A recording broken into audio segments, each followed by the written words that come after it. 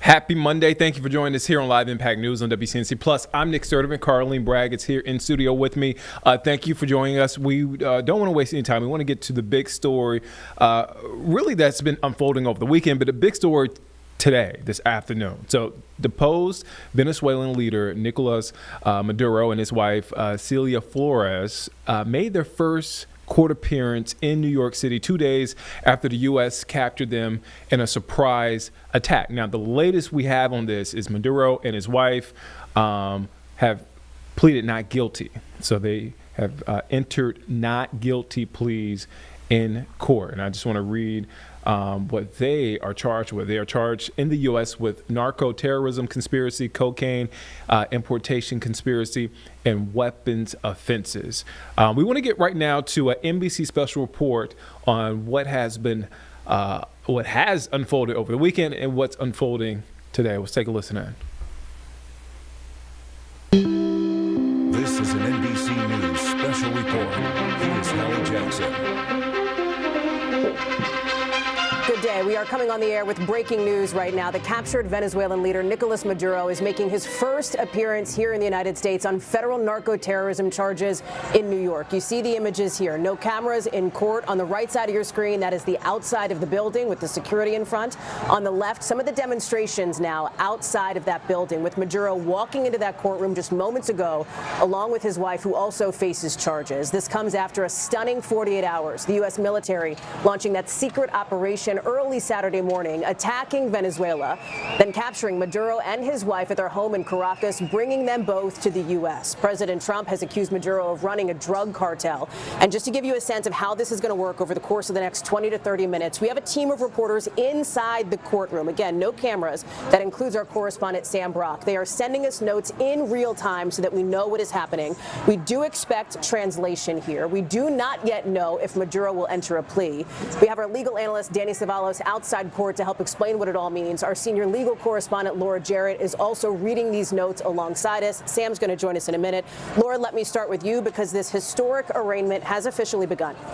It has, Hallie. It has officially begun with Maduro walking in, shaking hands with his attorneys. He put on a headset so that he can hear the Spanish translation. His wife, Celia, just sitting 2 seats away from him. They're both donning prison garb that we've seen them in over the last 24 hours or so. And the judge has now taken the bench, Hallie. He's explaining to the defendants that his job is to ensure that this is a fair trial and fair proceeding, and that he's going to summarize the indictment against them. He's walking through the counts in detail. Count 1 for narco-terrorism, explaining that he's been accused of conspiring with others to distribute cocaine, as we've seen outlined in this indictment. Hallie, walking through the various codes, all the formalities. Count 2 for cocaine importation conspiracy, again walking through it in some level of detail. And then I imagine he's going to turn to the prosecution.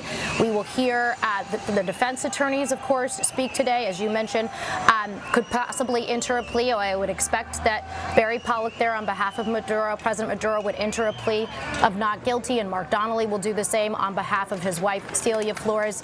The judge still walking through the different counts at this point, Hallie, and most of this obviously a formality, but it's also important for the record, Hallie, because there's a court stenographer. As we have our own team writing down every word, there's someone in court there detailing every last word that's said by the judge in this case, Hallie. And so he's still on the bench walking through each of the 4 counts against Maduro and his wife. Laura, I'm going to let you take a look at those notes while I bring in Danny Ceballos there, who is at court outside as we are seeing those demonstrations that have built throughout the morning. We know that Maduro was brought here after sunrise. He has been waiting for hours for this moment. And Danny, while everything we've seen over the last 48 hours has been dramatic and unexpected, what is going to happen from here? As you see on the right side of your screen, Maduro flashing a defiant thumbs up to our NBC News New York helicopter above him there early this morning. Everything that we will see during these court proceedings, Danny, unfold typically. Yeah, this case will proceed after today like any other federal criminal case. Now, there will certainly be motions to challenge the arrest of Maduro abroad and the U.S.'s use of extraterritorial jurisdiction.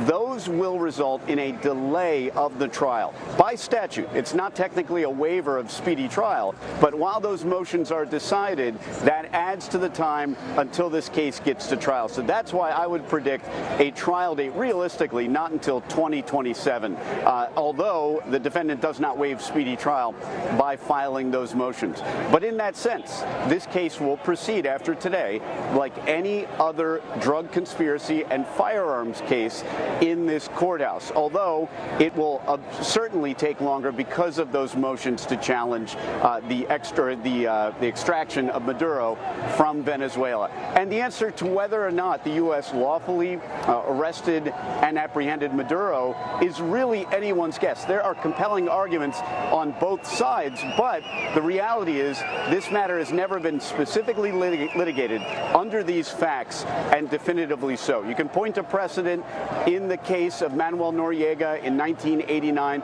but there are factual differences there. So we really don't know what the outcome's going to be of the motions to dismiss that are surely coming. So we don't know what's going to happen, but I can guarantee those motions are coming. Stand by. Laura, let me go back to you, because now for the first time on U.S. soil in this court proceeding, Maduro is being addressed directly by this federal judge. He is, Hallie, and what a fall this has been for the president of a sovereign nation now in a courtroom, which I can tell you is not particularly fancy, in Lower Manhattan, being addressed by the judge, Judge Hellerstein, asking him, are are you, Nicolas Maduro? Maduro standing for the judge at this point, and the judge telling him there will be a time and place for all of this. I only want to know one thing. Are you Nicolas Maduro? And Maduro is going to address the judge. We don't yet know whether he's addressing the judge in English or Spanish. I imagine it's English. We see that Maduro is saying, I am. The judge is saying, you have the right to read the entire indictment. Again, Hallie, I mentioned part of the purpose of an arraignment like this from a legal standpoint is to make sure that the defendant is aware of the charges against him in a case like this where he has perfectly competent defense counsel. Almost always the answer is yes. Barry Pollock, his defense attorney, is answering for him, saying he has the indictment and counsel has summarized it and he has waived formal reading. Hallie, all that means is that this will go a little bit faster if the prosecutors don't have to read chapter and verse every word of what they're alleging in this indictment. It's something you see all the time where the defense counsel waives a reading of the formal indictment. It's something they're entitled to, but they don't have to do it. Well, what's interesting, Laura, Yep, go ahead. just to jump in here, is that we're seeing now Maduro, it appears, addressing the court directly. It is translated, saying he has the indictment in his hands for the first time, saying he would rather read it personally, Laura. Yeah, and perhaps that's because he knows that all eyes are on this courtroom in Lower Manhattan right now, and making clear that a position of I'm not going to be sort of bullied around in this case. He says, I am the president of Venezuela. I was captured at my home in Caracas. Again, knowing all of the eyes on this right now, Hallie, interesting to see what the first words are from Nicolas Maduro. We heard, just brief utterances from him over the weekend, I believe saying Happy New Year when we saw him just in those brief moments over the weekend after he was brought to the United States. But this is certainly the most lengthy statement we've heard for him. And the judge also saying to him if he can't afford an attorney, that he's entitled to one, and that he will be released prior to trial unless I find reasons to hold you. Obviously, the government in this case is going to mount a vigorous effort to hold him. There's not a chance that the Justice Department is going to want to release him prior to trial. But again, this is the type of arguments that you're going to see mounted. Let me go to Danny for a second, Laura, and I'm going to let you read in all these notes, because Danny, Maduro is addressing the court now. As the judge is reading him the variety of rights that he has, Maduro is saying, I did not know of these rights. Your Honor has informed them of me now. Remarkable, Danny, when you think about the last 48 hours for Nicolas Maduro, who was leading Venezuela up until about 2 days ago, who has been extracted in a large-scale military operation by the United States to face this American federal judge in New York. All of it very intentional. He just also pled not guilty. So, Danny and Laura, a significant moment here. The leader of Venezuela, Nicolas Maduro, here in the United States to face those charges, pleading not guilty in this Manhattan court, telling a judge, I am the president of my country. Danny, not unexpected that this would be his plea, but a historic and significant moment. Very historic, very significant. And it goes without saying, defendants don't normally make statements like Maduro did. And I wondered whether Maduro might take the opportunity, knowing that his words would be broadcast beyond just simply what most defendants say, which is, I am who I am and not guilty, entering their plea. But instead, Maduro here making something of a statement. And of course, arraignments are normally very quick proceedings. But I have found, and I'm sure Laura would agree with me, that anytime you have a translator involved, you can expect to double the time. But that makes it maybe from 20 to 40 minutes. But yes, a historic moment to be sure here today in this courthouse. And Laura, not only is Nicolas Maduro pleading not guilty, he is also mounting somewhat of a character defense already, telling the judge, I'm a decent man. I am a decent man. I am still the president of my country, Hallie, which is just sort of fascinating to watch how he's mounting his own both legal defense, but also almost a political one, mentioning his position has not been formally given up in any way. I wonder what type of relationship he has with his attorney, Barry Pollock, which he doesn't appear to have interjected at any point here, other than to say that his client had waived a reading of the indictment indictment, and that it appeared that Maduro sort of took over, Hallie, if you will. As any defense attorney knows, they get nervous when their clients start freelancing, but obviously we'll wait to see if he says anything else of any consequence. The judge saying that he will now, his deputy will now formally arraign him. Maduro is still standing there in court, Hallie, as this continues to play out. It'll be interesting to see also whether his wife takes a similar approach. That's we right. haven't yet seen anything, at least by way of her we're talking yet, but she will get that opportunity as well. It'll be interesting to see whether she too makes a similar sort of speech when she's able to.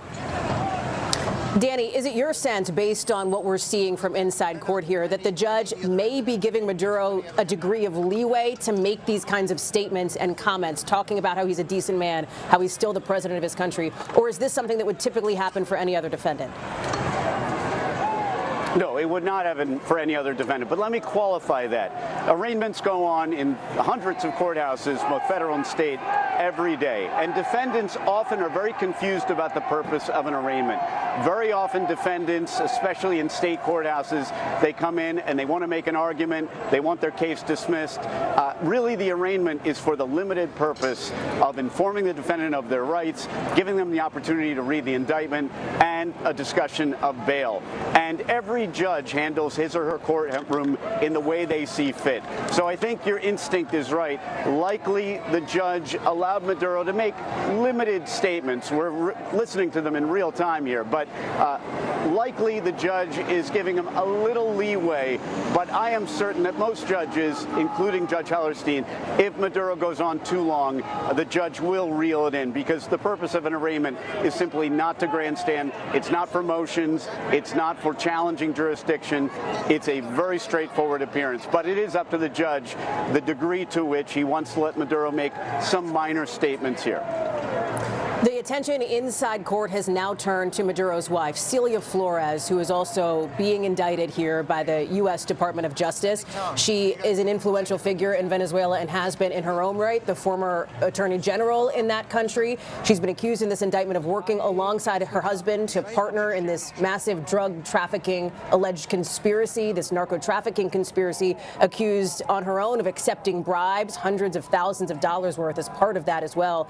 And Laura, she is now addressing the court. Hallie, and similarly, she is saying, I am the First Lady of Venezuela, again, trying to position herself still in power, still in a position of strength and authority. She was asked to stand by the judge.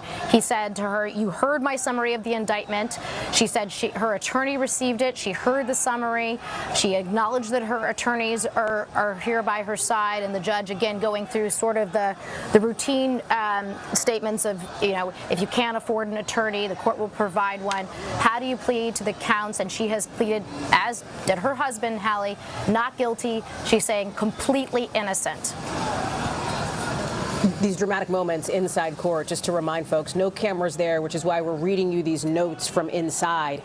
And Danny, the proceedings against these two, they are separate but parallel. Fair? Absolutely. I mean, they're in the same indictment. They are co-defendants. They're considered co-conspirators. So the case against them, while factually distinct, is going to be largely identical in the sense that you only need to convict the conspiracy itself to hold all the co-conspirators liable for everything every member of the conspiracy did. And we talked about earlier how you see those charges of, for example, machine guns. They don't necessarily have to prove beyond a reasonable doubt that Maduro himself handled machine guns, but rather that he was part of a conspiracy that used firearms to achieve their unlawful drug trafficking objective.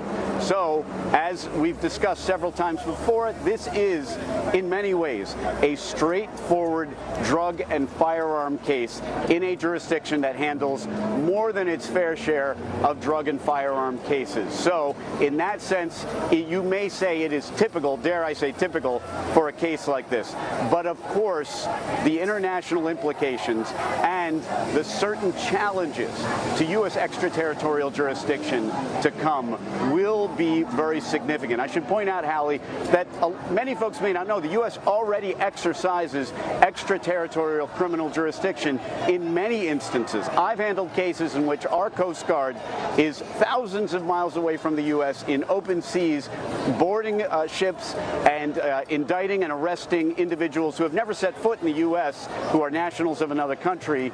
And so this is nothing new, extraterritorial jurisdiction. However, under these facts, the extraction of someone who claims to be the president of a foreign country, because the government's going to say Maduro is not the president, but bringing a head of state to the U.S. in this manner, that will certainly be challenged, and nobody can say for certain whether or not what the government here did was lawful or unlawful.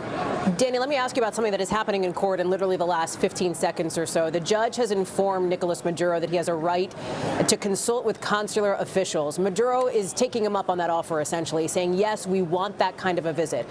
What does that mean, and why would Maduro accept that? Yes, that is a right. You do have a right, and in fact, that right goes both ways, often for Americans who are abroad and find themselves arrested.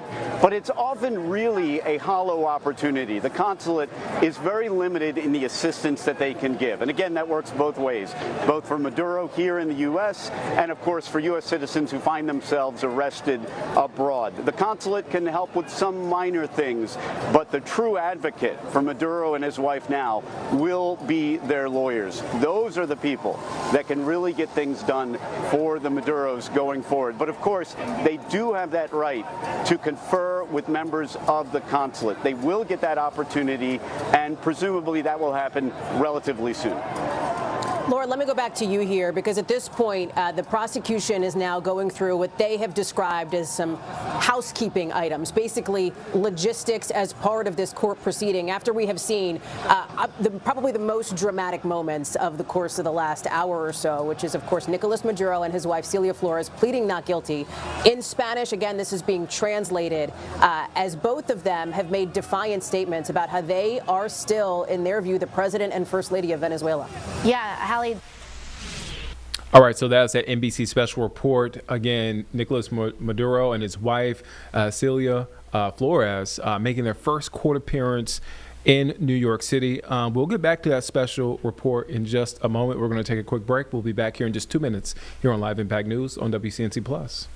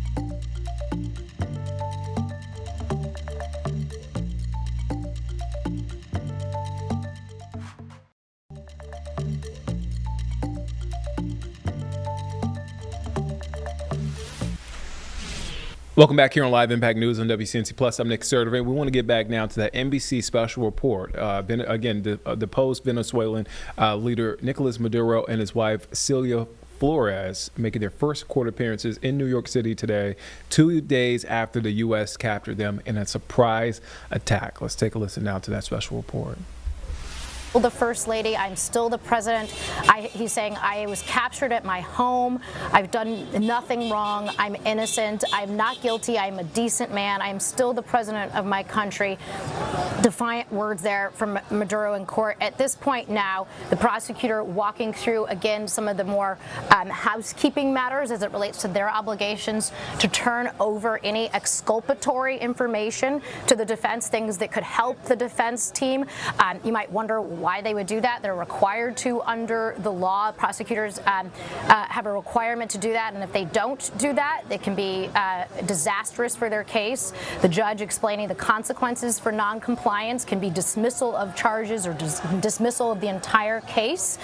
So he's walking through the prosecution's obligation to turn that over. The prosecutor acknowledging that order, and so that's being formally entered. We're also getting just some color from inside there, which I assume we'll get a lot more once Sam Brock comes out from the courtroom, Hallie, but just that Maduro is moving around in his seat. He's looking over to look at his papers, appearing engaged there, according to our team that's watching all these proceedings play out in court. I would imagine, Hallie, this will not go on for much longer now that he's pled guilty.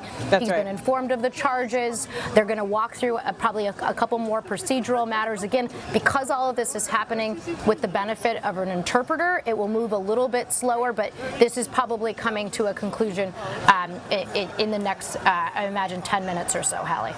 Laura, stand by for us. It is not just, of course, our team watching every minute of this from the courtroom, but the rest of the world, including Venezuelans, as we take you now live to the region, to Colombia, where Gabe Gutierrez is standing by. All of this happening, as we have heard from Nicolas Maduro's son, almost simultaneously as his father is being arraigned in federal court in the United States. Maduro's son, also named in this indictment, was not extracted by the United States. But Gabe, this is coming at a moment of a paradigm shift for the region and of the expansion of what's being called the Trump doctrine in Latin America.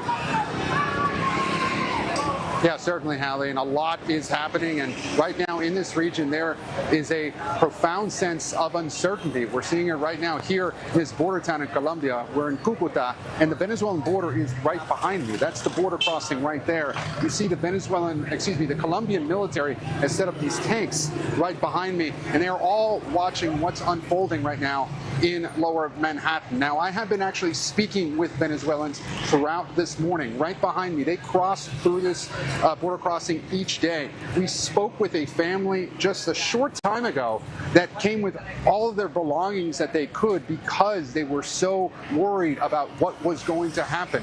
One man didn't want to speak to me at length talking about politics because they still feel for their family members inside Venezuela. Another woman I spoke with said she was very grateful for what President Trump had done. Still, others in this region are very worried about what happens next. You mentioned the remarks by Maduro's son inside the National Assembly, and there's a huge question about the power vacuum inside Venezuela, the opposition in Venezuela, the military leaders there. Who will control Venezuela, and what is next for the Trump administration? The president making some strong comments about other countries in this region, including Colombia, including Cuba, and also making remarks about Mexico as well. So certainly there's a lot of people in this region wondering what this Trump doctrine means going forward as we continue to watch those ongoing developments in Lower Manhattan. And amid those sweeping questions, Gabe, and I want to go back to Laura Jarrett now, the more mundane logistical procedures of this arraignment here, that is, of course, anything but typical when you look at the geopolitical implications. It is a significant moment, Laura, and just to bring folks into this here, again, minute by minute, we are getting updates from our team inside court. At this point, prosecutors are going over some various housekeeping notes. The judge is speaking. Interestingly, Laura, the Maduros, it sounds like, have asked to keep the notes that they've been taking in court about these proceedings. They have, and the judge is saying, I believe that you can keep them. The prosecutor acknowledging that they're going to work with the defense counsel. Sometimes you see defendants want to keep notes like this, especially when the notes could potentially contain attorney-client communications. There's a lot of sensitivity around that. There's also, security considerations about what they can take with them when they're in federal custody, but the judge saying in this case, I believe you can keep them. There's also a letter apparently from Barry Pollock and Mark Donnelly, the two defense counsel in this case. We haven't seen this letter quite yet, but it's talking about the various procedures that they're asking to be taken in this case to work with the defense, between the prosecution and the defense, so the defense can represent their clients zealously and fully. Interestingly also, Hallie, Pollock, the, again, counsel for Nicolas Maduro, is saying he's not seeking release at this time. Not seeking release of his client. Laura? Because he knows his client's not going to get out in this case right now, Hallie. He knows, given all the considerations here, he doesn't have to ask for release at this time. He can change. Obviously, that at any time, and he can seek it at another point. But he's saying he's not seeking release at this time without prejudice, which means that he can obviously make an application for bail later on. And so he's asking for some time there, and to be able to do that. And the judge will obviously consider that at the appropriate time when he makes that request. Well, the other interesting piece of this too, Laura, and this is coming in seconds ago, is that the defense attorney for Nicolas Maduro has now raised the question of the legality of the military extraction. Laura, you and I and Danny have talked over the course of the last couple of days about this. Not unexpected, of course, that the defense team would bring this up, questioning the legality of the Trump administration, the military going in to remove Maduro forcibly in that operation from Venezuela. And that's something that's going to get raised in a motion. That'll be a legal filing that will outline all the reasons that they think it was invalid, and then that will kick off what will, inevitably be a protracted series of arguments, right? The defense will write their side, the prosecutor will write their side, and then the judge will hold a hearing and hear arguments from both on that. And so that's why I say it will take a while. That's not something that the judge would be expected to resolve today. That's something that's going to require a fair amount of research from the judge and his clerks to figure out exactly what issues are at play, and knowing that whatever happens, it will get appealed. And so that's something that's going to take a fair amount of time. The judge, acknowledging that some dates will have to be discussed here, and the defense attorney saying he expects there will be voluminous discovery, meaning what exactly the government has on Maduro and all that went into his apprehension. Danny, let me go to you here, because they've also set a date for what sounds like, I don't know if it's firm yet, but they're discussing mid-March now for the next court appearance, roughly 60 days from now. What do we expect to happen then? That date will likely, you'll see an update on the issues of discovery, and then we'll get a little more idea of where they're going to go with motions. And Laura was absolutely right. This is a 30-year mandatory minimum case and a firearms and drug case. There's virtually no chance at this stage that Maduro was going to get bail on a case like this. So you move forward and you really focus on the important elements and Maduro's best chance for an actual possible dismissal of this case on issues that are very likely to at least go to the Court of Appeals, if not the United States Supreme Court. And that's whether or not the apprehension of Maduro and his wife in Venezuela by law enforcement and U.S. military was itself lawful. And actually is a secondary issue, because there is case law saying that even if an apprehension abroad violates that country's law or international law, it doesn't necessarily foreclose domestic prosecution here in the U.S. So this is a very complex issue. It will require a significant amount of discovery and information before the motions can be fully briefed. I want to go to Courtney Cuby now, our senior national security correspondent, because we've just learned, too, in court that there are apparently, according to Celia Flores' defense attorney and Maduro's defense attorney, some health and medical issues. They are asking for Maduro and his wife to get the appropriate medical help and detention. And Celia Flores' attorney is saying that she has some, what he calls, severe bruising on her rib that is going to need some attention here. Courtney, it sounds as though that is obviously the after effect, the fallout from that military operation in which Maduro and Flores were taken from their home in Caracas. Yeah, well, you know, Hallie, when we were working on the possible sort of timeline of how this all unfolded overnight Saturday night, one of the things that we were trying to figure out is exactly how long Maduro and his wife were on the USS Iwo Jima and then on the U.S. aircraft carrier, the USS Gerald R. Ford. We've asked the question but not gotten the answer, frankly, about whether when they brought them on board, they did medical checks and they sort of established a baseline of anything like that. Like, did they have bruising? Did they have any injuries that may have been a product of or a result of that late night raid that took them both into custody? We haven't gotten an answer to that, but the reality is that's pretty standard if they were going to bring them onto a U.S. military ship like that, and they definitely have those kinds of capabilities, if not on the Iwo Jima, which is an amphib, a pretty large ship, definitely on the aircraft carrier, the USS Gerald R. Ford. But even if not, when they would have brought them into the United States up to New York, they would have most likely gone through some kind of medical checks there as well. You know, one thing that I'm just fascinated by this entire process, and I know we've been talking about this all weekend, is just the overall legality of this military operation in and of itself. You know, we can't lose. Which, by the way, Maduro's defense attorney has raised now in court. We expect that to be a legal motion that happens over the course of the next several months.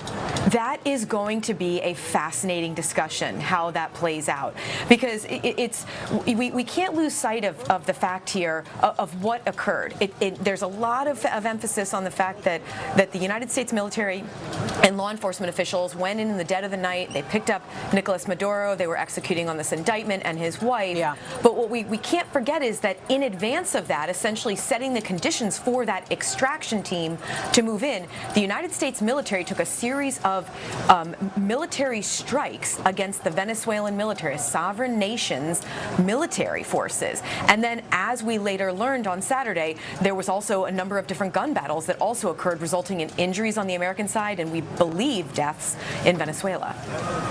Court, thank you. 30 minutes of history in that courtroom that you were looking at in New York City as Nicolas Maduro and his wife, Celia Flores, have been escorted out. The Venezuelan leader saying in court, "I am the president of Venezuela." His wife saying, "I am the first lady." Both of them pleading not guilty to these charges of narco-terrorism conspiracy brought against them by the United States after that military operation just 48 hours ago. Laura Jarrett, this arraignment is winding down. Maduro and his wife are now out of the room. They are presumably heading back to that facility where they had been booked and processed, and both of them will remain behind bars. A place behind bars, Hallie, which is not pleasant. A place that has housed the likes of Sean Diddy Combs, Sam Bankman-Fried, Luigi Mangione, not to mention a host of other high-profile defendants. A far cry from where they were in Venezuela as the president and first lady of their country. We haven't seen any more signs that they made any more statements before they left. But we did see, according to our team there in court, that Maduro stopped to look at the gallery before he was escorted out of the courtroom. Again, probably taking in the scene that was just playing out before him, a dramatic scene. Also noteworthy, Hallie, that his attorney, Barrick Pollitt, signaled the legality of the issues surrounding how he was extracted out of Venezuela, calling it a military abduction, which I think is our first sort of peek at where this is going, Hallie. You know, it's not surprising given all the circumstances that we saw play out on Saturday of how he was extracted, but I think it's where this is going next in terms of the legal battles ahead, which I mentioned will be quite lengthy, but we do expect, at least according to the judge here, that they will be back in court on March 17th at 11 a.m. there in New York, Hallie. I want to bring in our chief White House correspondent, Peter Alexander. As we've noted here, Peter, the world has been watching what has unfolded here in court, listening to what Maduro and his wife have been talking about, and President Trump, White House officials keyed in on this as well. I think that's right, Hallie. In many ways, you know, this is bringing the world stage to an American courtroom. The world is watching, even if they're listening, in fact, since they can't see it for themselves. What is happening behind those doors here in Lower Manhattan at this time? No indication yet whether the president himself has been watching this play out or getting updates from his staff here at the White House, but we know the televisions inside the West Wing were tuned in to this over the course of the day. A couple things I want to pick up on. First, what we heard from Maduro that Laura just noted that, in effect, he said that this was a military abduction. That reflects language not too dissimilar from what Delcy Rodriguez herself said, the interim, the acting president of that country, the Maduro loyalist who had served as vice president beneath Maduro immediately after he was captured, saying that it was an illegal kidnapping, saying there was only one president in that country. We heard from President Trump, who was particularly fierce in his language, speaking about Rodriguez, saying in effect that unless she gives the United States total access and meets America's demands right now, that she will face a situation, a resolution that is even more harsh than that Maduro had seen so far. Rodriguez, notably a bit more diplomatic, softer in her tone late yesterday, saying that she and the Venezuelan people deserve peace and dialogue, not war. And it really underscores this unique challenge that the president is facing right now. In many ways, what's happened so far was the easy part, in spite of it being a stunning, surprise, daring raid that happened before dawn on Saturday. The real challenge for the president right now, in many ways, is what he faces ahead, transforming Venezuela, which he has described as a mess, as a broken country, into a stable, functioning one. Overnight, he repeated his assertion that we are in charge, that the U.S. is in charge right now, while noting among his immediate priorities sending in American oil companies to take over Venezuela's oil supply and repair the infrastructure there. As he has said, we are running the country. We heard from Marco Rubio just yesterday, speaking to my colleague Kristen Welker on Meet the Press, that we're not running the country, we're running it in terms of its policy. But the president, when he had an opportunity to clarify later, said, I know it's controversial, basically, but we are in charge. As I've been speaking to senior officials here at the White House, they say that the U.S. is in charge, but it's not literally running the country. In fact, the U.S. is basically exerting maximum leverage or pressure on Venezuela and its leadership right now as it relates to oil, demanding that Venezuela basically bow to the president's demands. Peter, thanks. I'm going to ask you to stand by, as we have now learned that obviously Nicolas Maduro and his wife are out of the courtroom. They are departing court any second now. We do expect, just to give you a sense, we do expect to have a live look at that. And remember why that is interesting here. Earlier in the morning, just after sunrise, we saw Maduro being transported from that facility where he's been spending, obviously, the last day and a half behind bars to court. He'll be taken back there. And in those images, Maduro clearly aware of the optics, clearly aware of the cameras flashing that thumbs up to the rest of the world here, and you heard him in court sounding that same defiant tone. I want to bring in Tom Winter as we're waiting for that live shot to come up. The second we get it, you will see it right here.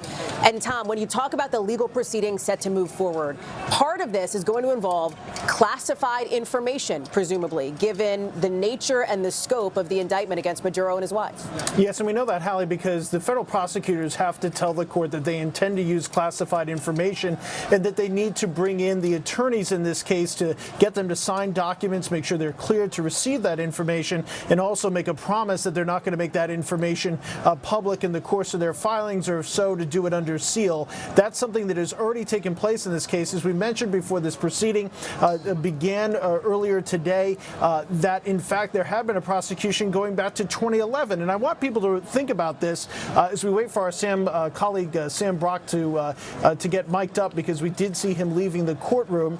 It's a trip I've taken too many times before. But basically, in this case, if you want to think of the cartel of the Suns here, this is this group that federal prosecutors say is responsible for using violence, using money, using illegal means to get the drugs out of Colombia and other places in South America through Venezuela. That's why they say we're here in the first place. If you want to equate that to the American mob, that's effectively what the Maduros have been charged with here, is basically being at the top of that, if you will. That's the allegation, that they received compensation and money and were involved in corruption in order to let these drugs go through. But a part of that will no doubt be intercepts that the U.S. has of conversations, discussions that have occurred, basically their ability to electronically eavesdrop in order to help make these cases. That's how a lot of these drug cases are put together. This was a case that was put together by the DEA well over a decade and coming up with it, and then was charged, Maduro specifically, back in March of 2020. At the time, Bill Barr pushing this case forward. It was definitely a topic of discussion in the Trump administration leading up to the COVID-19 shutdown back then. So that's how this case came together. That's some of the conduct that's been alleged here. And now this scene that we're looking at outside of the courthouse, where we'll see Sam Brock shortly, you've got people that are obviously very happy with what has occurred here and the arrest of Maduro and his wife. You've got a number of individuals who are not happy with this and the U.S. efforts in Venezuela. The NYPD having to deploy a second ring of barricades, calling those in because of the size of the crowd outside of the courthouse. They do have a number of different ways to be able to get Maduro and his wife out of there and presumably back to the heliport in Wall Street on a, walk on a good through day. that, Tom. Yeah, those steps. So without going through some things that are there for security, and as somebody who's regularly in that courthouse, frankly, for our own security, there are a number of ways to get somebody out of that courthouse and then out of where this huge crowd is, basically to get them out via vehicle, to be able to get them to the Wall Street heliport if in fact they're going to use a helicopter. And then it's a very short flight. If it takes 60 seconds, I'd be shocked, back to that jail facility. Tom Winter, thank you. I want to go now to Sam Brock, who was inside that courtroom for those historic moments as Nicolas Maduro and his wife were arraigned on American soil. Sam, tell us what it was like inside that room. Hallie, one of the most remarkable arraignments you could ever imagine, right? You've covered court cases throughout the course of your career. You're hard-pressed to remember anything like this. So Nicolas Maduro walks into the courtroom with his wife, Celia Flores, right around noon, and immediately, so first of all, he is wearing orange garb from the MDC, the Metropolitan Detention Center, a black shirt over that. Hard to tell, Hallie, whether or not he was handcuffed or not when he first walked in, but he is right away shaking hands with all of his attorneys. He nods at the people in the gallery, both on the side where the public was seated as well as the journalists. It almost looked like at one point he cracked a smile, was greeting his attorneys, getting situated. His wife came in as well, Celia Flores, I might add.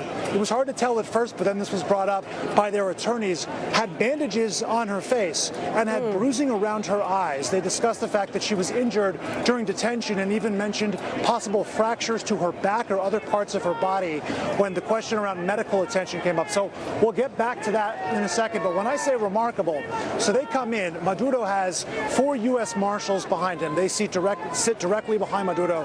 While he is seated then and facing the judge, Judge Hellerstein addresses the court. He proceeds to read the charges, certainly the narco-terrorism, the cocaine importation conspiracy, the weapons-related charges, gets through all of that, and then says to Nicolas Maduro, "Are you Nicolas Maduro?" And he says, Hallie, first, "I am Nicolas Maduro of Venezuela. I am president of the Republic of Venezuela. I have been kidnapped since January 3rd. I was captured at my home in Caracas, Venezuela," which at that point, Hallie, the judge steps in and says, "Wait a minute, we're going to get to all of that. I just want to know if you're Nicolas Maduro." Interesting. And he says, "Yes, I am." And in fact, he's wearing headphones the entire time, right? Because he's hearing the interpretation, the translation. He actually interrupts the translator as she's trying to articulate to the judge and to the court what Maduro is saying. He's so eager to sort of state his case. So again, this was very anomalous in terms of what happens in what are normally perfunctory arraignments and hearings. So they go through that. The judge reads through the charges, okay? Then he asks him whether or not he's seen the indictment. And Maduro and his attorney, Barry Pollock, who, by the way, represented Julian Assange, well known in the field of criminal defense. He's also known for negotiating a plea agreement to get Assange out of jail, also represented one of the Enron executives who was fully acquitted on criminal fraud charges. He's representing Maduro in this case, and he said, "I have briefed my client, but he hasn't actually read the indictment." And so then the judge says, do you want the court to read the indictment? Maduro says, "No, I don't," but he does want to have consultation on it. The entire time this is going on, both Maduro and Flores are taking just scrupulous notes. I mean, you could see their notepads when they stood up at the end of the court proceeding, just filled with information. Maduro wanted to make sure that the court knew those were his notes. He's entitled to them. Am I allowed to keep them? The judge said, "Sure, you can keep the notes." So this all goes on, and then the judge asks Maduro whether or not he has been briefed on his rights, and by rights not just to counsel, but also to silence. And when that exchange goes back and forth again with the translator, he says, this is the first I've been told of that. It's not clear whether or not Maduro was referring to whether or not he has to speak with police and law enforcement, or whether it was right to counsel, or what aspect of his rights he was just being informed about for the first time. That was a very interesting interaction as well. And of course, the pleas, right? So we get to the pleas. The judge asks Maduro how he pleads to these 4 counts. He says, soy inocente, I am innocent, I am not guilty, I am a decent man. At which point the judge again intervenes and says, okay, we were just looking for guilty or not guilty, not a fuller explanation, don't worry, there is going to be time for that. Very similar, by the way, with Cilia Flores as well. She says, yes, I am Cilia Flores, First Lady of the Republic of Venezuela. She acknowledges that she's seen a summary of the indictment, but not the actual indictment itself, and goes on and says, you know, we're okay to waive the reading at this time. She planned on getting fully briefed, but he says, you know your rights, and she says, yes, I do. She also says, not guilty, completely innocent, when she is asked whether or not she is guilty of those crimes. The narco-terrorism is just for Maduro, but the other 3 counts do apply to Cilia Flores. So this is all transpiring, Hallie, you know, and then we find out, you know, do they have a right to consular notification? That's right. And they are both interested, both Maduro and his wife, in speaking with someone from a consular figure from their own government to get more information. Absolutely interested in that. And then one of the most bizarre things happens at the very end of this very brief arraignment. It was, what, 30 minutes or so. Maduro turns around, waves to the crowd. Not clear if he's waving at someone in particular or just in general, but a man stands up, and I want to quote this directly to you so I don't get it wrong. He says, you will pay on behalf of Venezuela. And Maduro says, in the name of God, I will be free. This is all happening at an arraignment in front of dozens of people, right? I mean, we just know this is not normal playbook legal sort of stuff.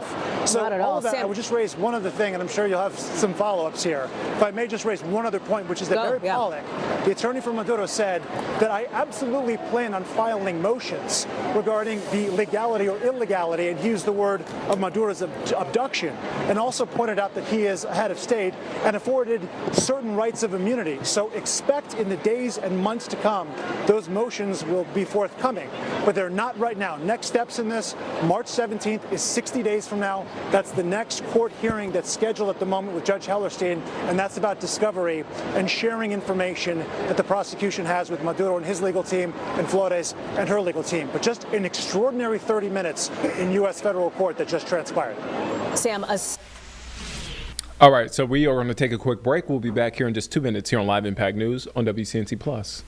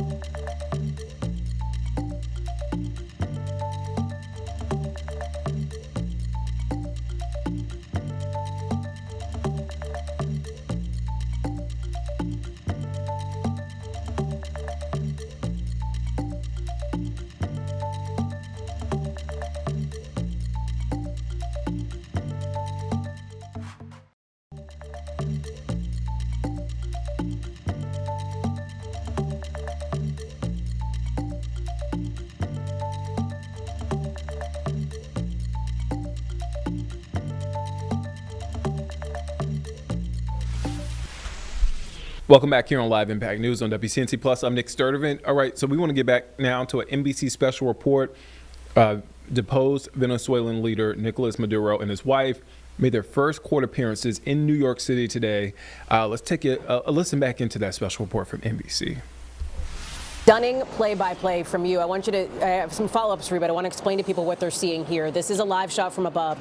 We expect Nicolas Maduro and his wife to leave court. They will be transported back to that facility where they will be held behind bars for the remainder of these court proceedings. Sam, let me ask you about this outburst in court. Again, not something we typically see, as we have said so often over the course of the last couple of days here. Do we know who the person was that stood up and, it sounds like, Sam, yelled at Nicolas Maduro? He did. He did. I wouldn't say he yelled. He just said matter-of-factly, "You will pay." The court officer there immediately pointed at the man and told him to stop talking. And I did see probably 2 minutes later, once the arraignment was over and everyone was preparing to leave the courtroom, he was apprehended by officials and taken away. What the consequences will be, not quite clear. But as we have this conversation about someone standing up in the face of Maduro, I will tell you, at 500 Pearl Street, where we are right now, the site of many a protest, there's dozens of people right now with Venezuelan flags that are happy and cheering the end of Maduro as the leader of Venezuela and calling for his justice, while just across basically a divide, there's a whole group of other individuals that are concerned with the manner in which the U.S. carried out this military action, and they're saying that it's illegal. So you have sort of these conflicting viewpoints on the doorsteps of the federal courthouse as this man, who to this point is unidentified, stands up solely, no one else was standing, and looks right at Maduro as he's waving and says, "You will pay for this." It sounds as though, Sam, that Maduro had a degree of command in the room, the ability to make those remarks about his character and about his innocence to the judge. Sometimes in these arraignments, we hear just a single word or two from the defendant. That was not the case here. Maduro addressing the person who stood up in court and addressed him. Was that your sense of how the proceedings went? 1,000%. And I will tell you, for Venezuelans who have lived under this regime, they're familiar with his showmanship. Talked about Peter Alexander this morning, the dancing on stage that the U.S. government in the recent weeks interpreted as some sort of act of defiance. Well, this is someone that clearly felt like a showman when he walked into the room, which I think is what was most striking to many of us. I mean, here he is walking in under the custody of U.S. Marshals, and he's nodding to everybody there, even kind of cracking a smile, waving as he leaves the courtroom. It was almost like he felt like he had a command of what's going on. Obviously, this is someone who's been the president of a country for the last 10 plus years, but he was literally interrupting the translator when she was trying to translate what he was saying and continuing this commentary with the judge when the judge was only looking for, 1 or 2 word answers. Now, obviously, he probably didn't understand the exact protocols of the U.S. legal system, but it was incredible to see just the presence that he had in that courtroom, that he felt comfortable enough to act as if he was running the show, not necessarily, the judge and the justice officials. Maduro, it seemed at points, Sam, acknowledged that he didn't have command of the U.S. justice system. At one point saying to the judge, "I didn't know I had some of those rights," more or less, as we are seeing now some of the movement now from outside court. Sam, stick with me because I have to ask. You mentioned seeing visible bandages and what appeared to be bruising on Celia Flores. Any visible sign of injury on Nicolas Maduro? No. None. His physical stature is just so tall. He was taller than the other 4 people that brought him into the room. He was erect. He felt, very energetic. He didn't seem like someone who had been injured. I mean, obviously, we've been documenting the fact that Maduro keeps showing thumbs up every time he is in front of a camera, whether that's at, the DAA processing department in Chelsea or it's underneath, the chopper as he's getting onto a helicopter at a helipad. He seems to be very much projecting this image of power. He did not seem injured. His gait was normal, but it was surprising for sure, once you really started to pay attention to it, to see exactly what Celia Flores' face looked like. I mean, there were clearly bandages there, obvious bruising, and I have a feeling that that's going to be brought up front and center here before too long. Sam, stand by for 1 minute because we are seeing now this movement here in Manhattan, in New York City, what appears to be Maduro leaving court. Let me bring in Tom Winter, who has tracked movements like these countless times over the years. Where does Maduro head next? Where does Celia Flores head next? Right, so they're coming out of what's called as Park Row. After 9/11, Hallie, this whole area was sealed and locked down. After coming out of that federal courthouse, the green vehicle there is known as a Bearcat. That's a heavily armored vehicle, and the NYPD Highway Patrol now in the lead. This is also next to their headquarters. So this area is always generally very secure in lower Manhattan. They've obviously got what's called a route set up. You'll see the police officers blocking traffic. So they will now be able to quickly take him. I have not received any reports that the Brooklyn Bridge has been shut down. So it looks like they'll probably get him back to the Wall Street heliport. This whole thing should take only several minutes at this point because they can block this off easily, and they've done this many times before. The reason for this, I know folks are going to look at it and say, look, this is an enormous amount of taxpayer dollars, and it is, that's being used to do this. It's just that in order to get him safely there without having an incident and disrupting this whole judicial process, having any civilians injured, any members of the public, they want to be able to get him to a spot where they can just fly him to Brooklyn. You might remember in previous high-profile proceedings, I'm thinking of El Chapo, when he was tried in New York, and other cases, they want to make sure that there's no members of the public that are injured, and to do that, they'd have to shut down the Brooklyn Bridge or other major arteries in New York City, and that's just something that becomes untenable. So it's easier to fly them, and all indications are at this point, we'll know fairly shortly here, because they have an opportunity either to get on the bridge or to get to the heliport. They will likely go to the heliport. This is right behind the entrance to NYPD's headquarters, as well as the federal courts downtown, and this is going to be an effort by the marshals, by the DEA, in order to get him there. And at this point, it looks like they are making the turn to get down to the heliport. That's at least where it looks like to me where they're going to head. And that is presumably, Tom, where we will see another image of Maduro in person being walked back into the helicopter. We saw the earlier one just after sunrise, very early this morning, as Maduro was being taken out. Again, aware of the camera angles, candidly, aware of his visibility, aware that he was being watched by people around the world. And I want to bring back in Sam Brock to the conversation because, Sam, I understand that in just the last maybe 2-3 minutes here, we have heard now from Maduro's defense attorney for the first time outside court. Yeah, so Jonathan Dean, star colleague at WNBC, apparently just spoke with Barry Pollock outside of court and asked him about comments that were asserted that he was abducted when Maduro said he was abducted by the U.S. government. And Pollock said something to the effect, and I'm paraphrasing here, of what Mr. Maduro said in court speaks for itself. And that is part of the conversation that's going to be ensuing here in the coming weeks and months, Hallie, is the idea of using force in an international relations capacity like that, which is explicitly prohibited unless it's in defense of a country or it's sanctioned by the United Nations. And so what he meant in terms of the use of the word abduction is not clear. Maduro, well, at least it's clear enough that Maduro said he felt like he was kidnapped. Pollock used the word abduction, and he said it's complicated, it's voluminous in terms of the motions that we're going to be filing, but you can expect that that's where we will be taking this case next once they resume on March 17th. Again, that's to reconnect and to be able to share and update the judge on where they are in terms of sharing documents and discovery. But it was striking to hear Pollock say what he said in court, his client, speaks for itself. Let me go to Laura Jarrett, our senior legal correspondent. And Laura, the semantics matter when it comes to the legal proceedings here. The fact that Maduro used the word, as Sam is talking about, used the language kidnapped, his attorney talking about abduction, that's significant. It's significant, not surprising given his position on this, Hallie, but while he may feel it was a kidnapping or an abduction or the like with some signal of something being unjustified, his attorney is still going to be under the burden to convince a judge down the line, which it sounds like he'll want to do, that his detention is not legally justified, right? And so there will be a number of different arguments to marshal in their favor on that. But this isn't a case that is as if it's routine in any sense of the word, or that this is happening all the time. And so they're going to have to, do what they can to marshal arguments without the benefit of a ton of precedent for similar circumstances. I can't really think of a similar situation. We've talked about Noriega in the past, but it's not as if this has is happening on a routine basis so that they'll be able to marshal a bunch of cases in their favor. The Justice Department, on the other hand, has an enormous interest in this case and seeing him put away for a long time.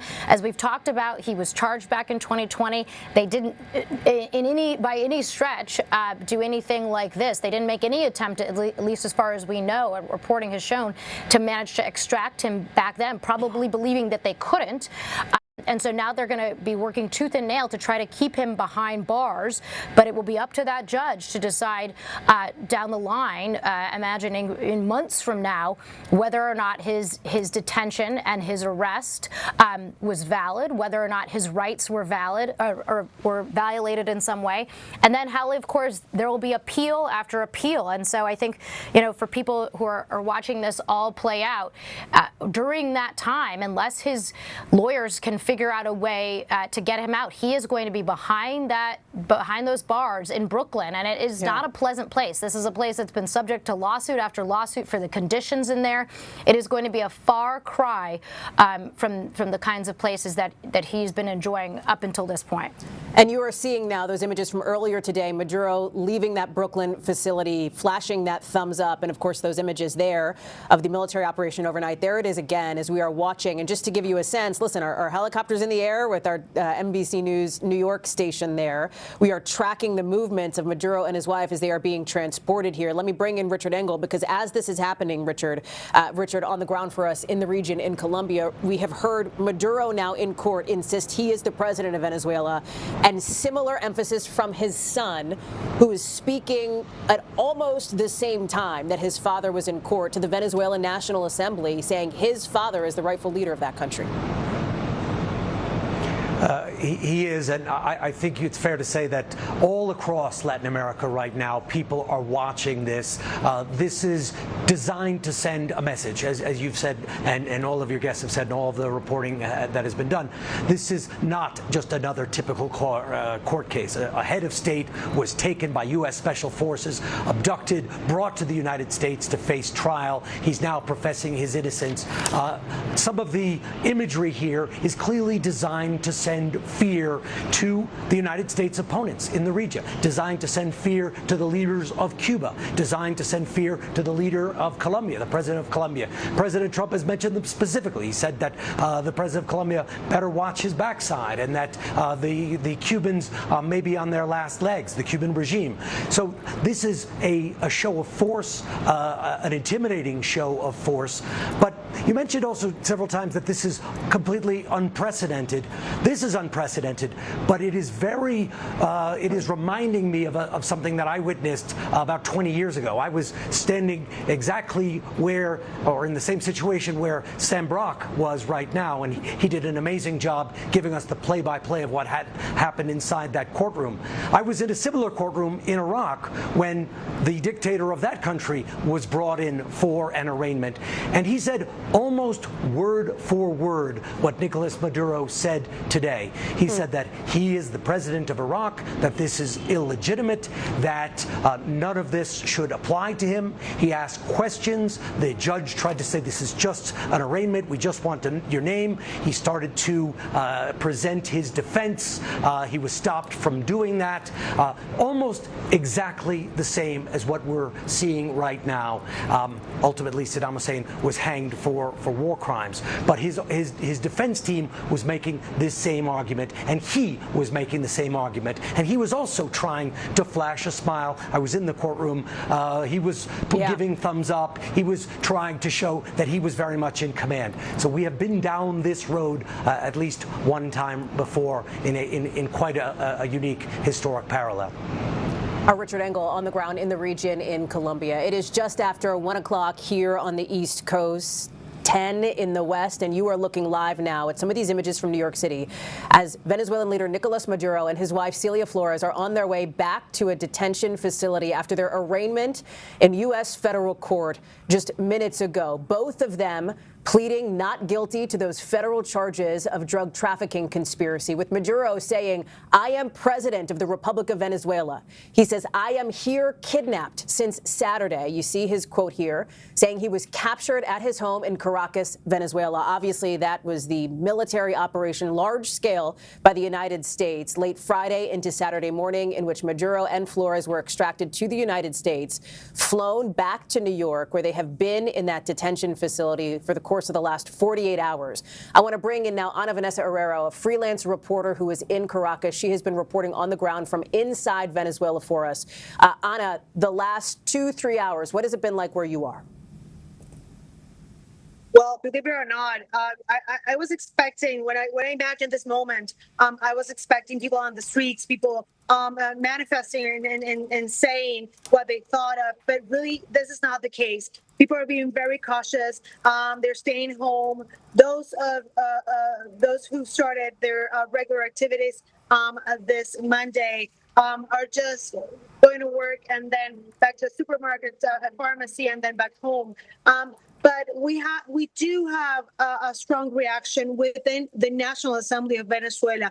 Right now, as you were reporting what was happening inside that courthouse, the National Assembly of Venezuela was, and the state television was broadcasting Nicolás Maduro's guerra, the son of Nicolás Maduro, and he was almost crying. His voice completely broke, saying that we are going to embrace again here in Venezuela. He said that he was kidnapped. He said that the two, Cilia Flores and Nicolás Maduro, were kidnapped by the United States, and that Venezuela was not going to be a colony. And then the now president of the National Assembly, the brother of Delcy Rodriguez, the interim president, said that in the place where Cilia Flores sit in a chair inside of the National Assembly he left a red flower, trying to symbolize her, because she said there's one missing, and that is Cilia Flores. So they put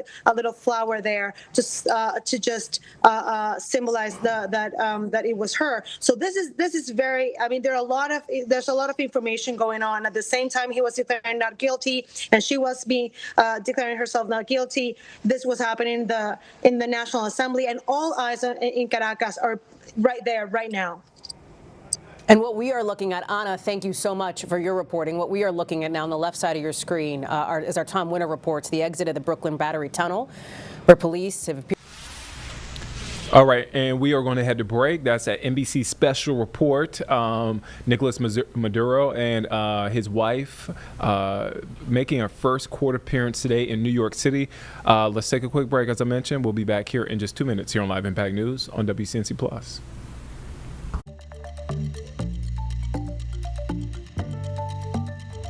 To have shut down one of the lanes, and Maduro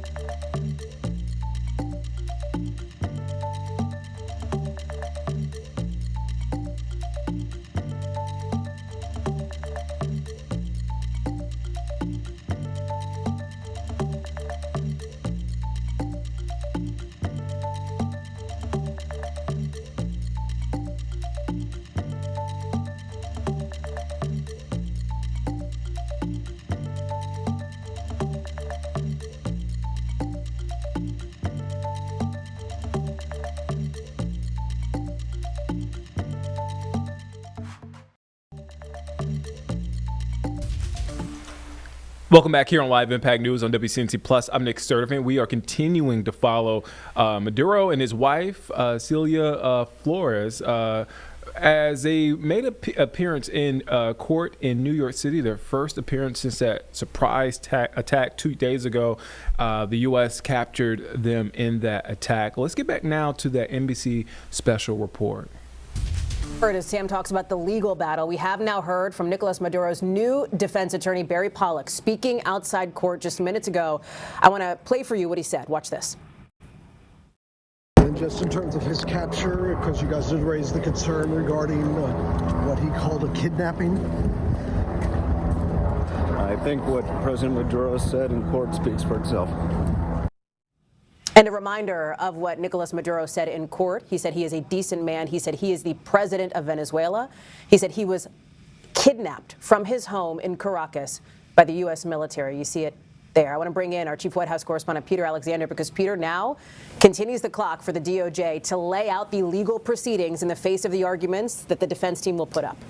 The president himself, Hallie, on that very topic just yesterday, saying that Nicolas Maduro and his wife would face the full might of American justice. We heard initially from the Attorney General Pam Bondi on Saturday, moments after we learned about this capture, the arrest of Maduro, that Maduro would face the full wrath of American justice. But this process is going to play out like any other court case would here, but this one, of course, is unique. Still, the Justice Department is putting a lot of resources behind this effort right now, as we've now learned. Likely the next court appearance for Maduro to take place just a couple of months from now. There are a lot of questions to be raised with the Justice Department, with the president himself. He has no public events scheduled for today. But, you know, how does the White House respond to this argument from Maduro and his team that this was a military abduction, that he has been kidnapped, language that was initially echoed by the now acting, the interim president of Venezuela, Delcy Rodriguez, and her comments immediately following the arrest, basically saying that this was an illegal kidnapping, saying that there was only one president of Venezuela, and in fact saying that that remains Nicolas Maduro at this time. A couple things are striking, and Sam made this point earlier, but I think it is worth repeating, which is just the presence that Maduro had, it appears, in that courtroom there. Clearly, he is a very large man, and he is one who, for more than 13 years, has been on the world stage, succeeding Hugo Chavez in Venezuela. And as a senior White House official said to me, part of that performative nature of his leadership is something that really sort of got underneath the skin of some of those here at the White House, that the members of the inner circle for the president viewed the sort of public displays, the repeated displays of dancing, the rejection of multiple offers for him to surrender as evidence, basically, of not just Maduro's defiance, but really his mocking, in the words of this official, the president, and trying to call the president's bluff. This official says that the president does not bluff on that matter, but it's very clear that Maduro is not going to go down, in effect, without a fight, not a physical one, but legally. He made very clear his view that he, to this day, remains the president of the country. Right. that he was whisked away from.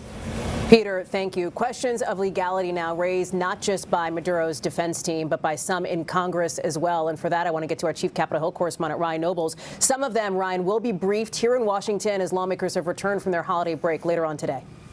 Yeah, this will be the first opportunity for members of Congress to get a firsthand understanding as exactly what the administration's arguments are for going into Venezuela, for removing Maduro and his wife, and not informing Congress or looping them in or asking for authorization as a result. At 5:30 tonight here in Washington, a group of high-level administration officials, including the Secretary of State, Marco Rubio, Secretary of Defense, Pete Hegseth, the Attorney General, Pam Bondi, General Kane, the chairman of the Joint Chiefs of Staff, will all brief the Gang of Eight, which is the group of leaders, both Republican and Democrat, of the key committees of jurisdiction and the leadership of both the House and Senate. Now, we don't expect that when they come out of this meeting that they'll give us too much information as to what was told, as it will be a classified briefing.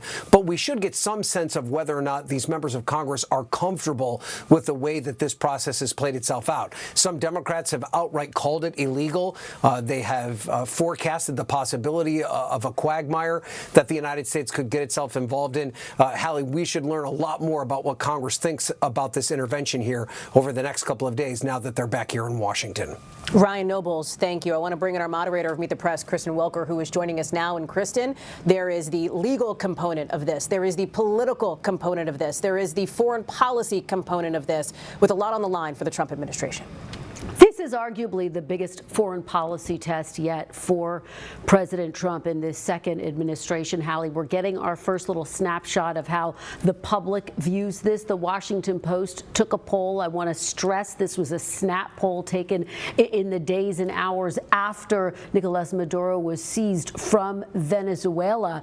But some really fascinating findings. 42% disapprove of sending the U.S. military into Venezuela to capture Nicolas Maduro. 40% approve, okay? So pretty divided evenly there, Hallie. 18% say they're unsure. That's expected given the nature of this snap poll. But notably, 63% say President Trump should have notified Congress. So that really speaks to the point that Ryan was making. I think that's part of where this argument is going to go. What, if any, role should Congress Hallie, particularly if President Trump, if the Trump administration decides to take future action? And then, of course, we'll watch the MAGA base very closely. Right now, largely unified behind him. But if this drags out, that could change. Hallie. Kristen Welker, thank you very much for that. Venezuelan leader Nicolas Maduro and his wife Celia Flores on their way back to that Brooklyn detention facility, capping a stunning 48 hours with their not guilty pleas in U.S. federal court and setting the stage for what is sure to be a bruising legal battle ahead, perhaps a political one for President Trump. That concludes our coverage. We'll return you now to NBC News Daily. All right, so that is that NBC special report. Again, we continue to follow the fallout from deposed Venezuelan leader Nicolas Maduro and his wife Celia Flores, making their first court appearance in New York City 2 days after that, after the U.S. captured them in a surprise attack. Now, both Maduro and Flores both entered not guilty pleas today. They are charged in the U.S. with narco-terrorism conspiracy, cocaine importation conspiracy, and weapons offenses. Now, there has been reaction from across the country, including here in the Charlotte area. I want to send you now to WCNC Charlotte's Autumn Breaksey, who is following that local reaction. And Autumn, what can you tell us? Hey, Nick. So today we spoke with Charlotte City Councilor J.D. Mazuera Arias. He shared with me being a Hispanic member of the council is very important that he's able to share his concerns and voice his opinion to the public. He says in this particular issue, he has kind of mixed views on it. He believes that Maduro obviously was a dictator, and so he says he sees how the United States action is good for the Venezuelan people because his administration, they instilled a lot of fear. There were a lot of economic disadvantages for the people who live in the area. But he also says it's concerning the way that it was done, especially, he says, the United States now pursuing some of the oil reserves that the country is able to provide.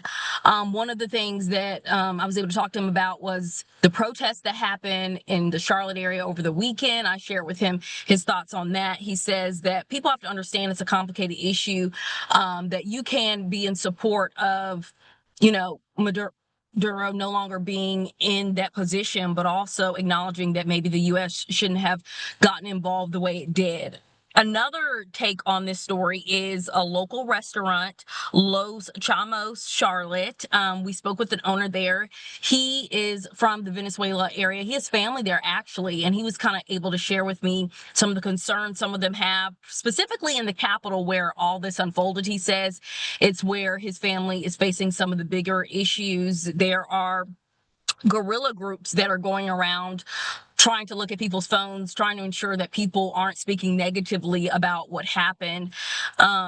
It's been pretty interesting hearing those two different stances on this widely huge issue. And so later on today at 4 and 5, we'll have much more for people.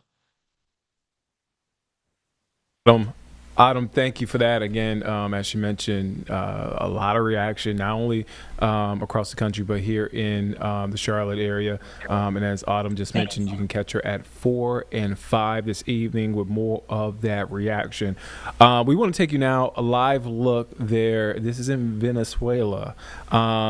Again, Maduro, his wife, Celia, I should say, Flores, pleading not guilty. So sort of the next steps is Venezuela's vice president and her role. Still unclear the next direct steps. Venezuela's VP, Delcy Rodriguez. Right now she's the interim president, but we don't know if that position could be elevated. But again, you see so many people that out there in the streets following that attack and following the capture of Maduro and his wife. All right, so let's take a quick break. We'll be back here in just 2 minutes here on Live Impact News on WCNC Plus.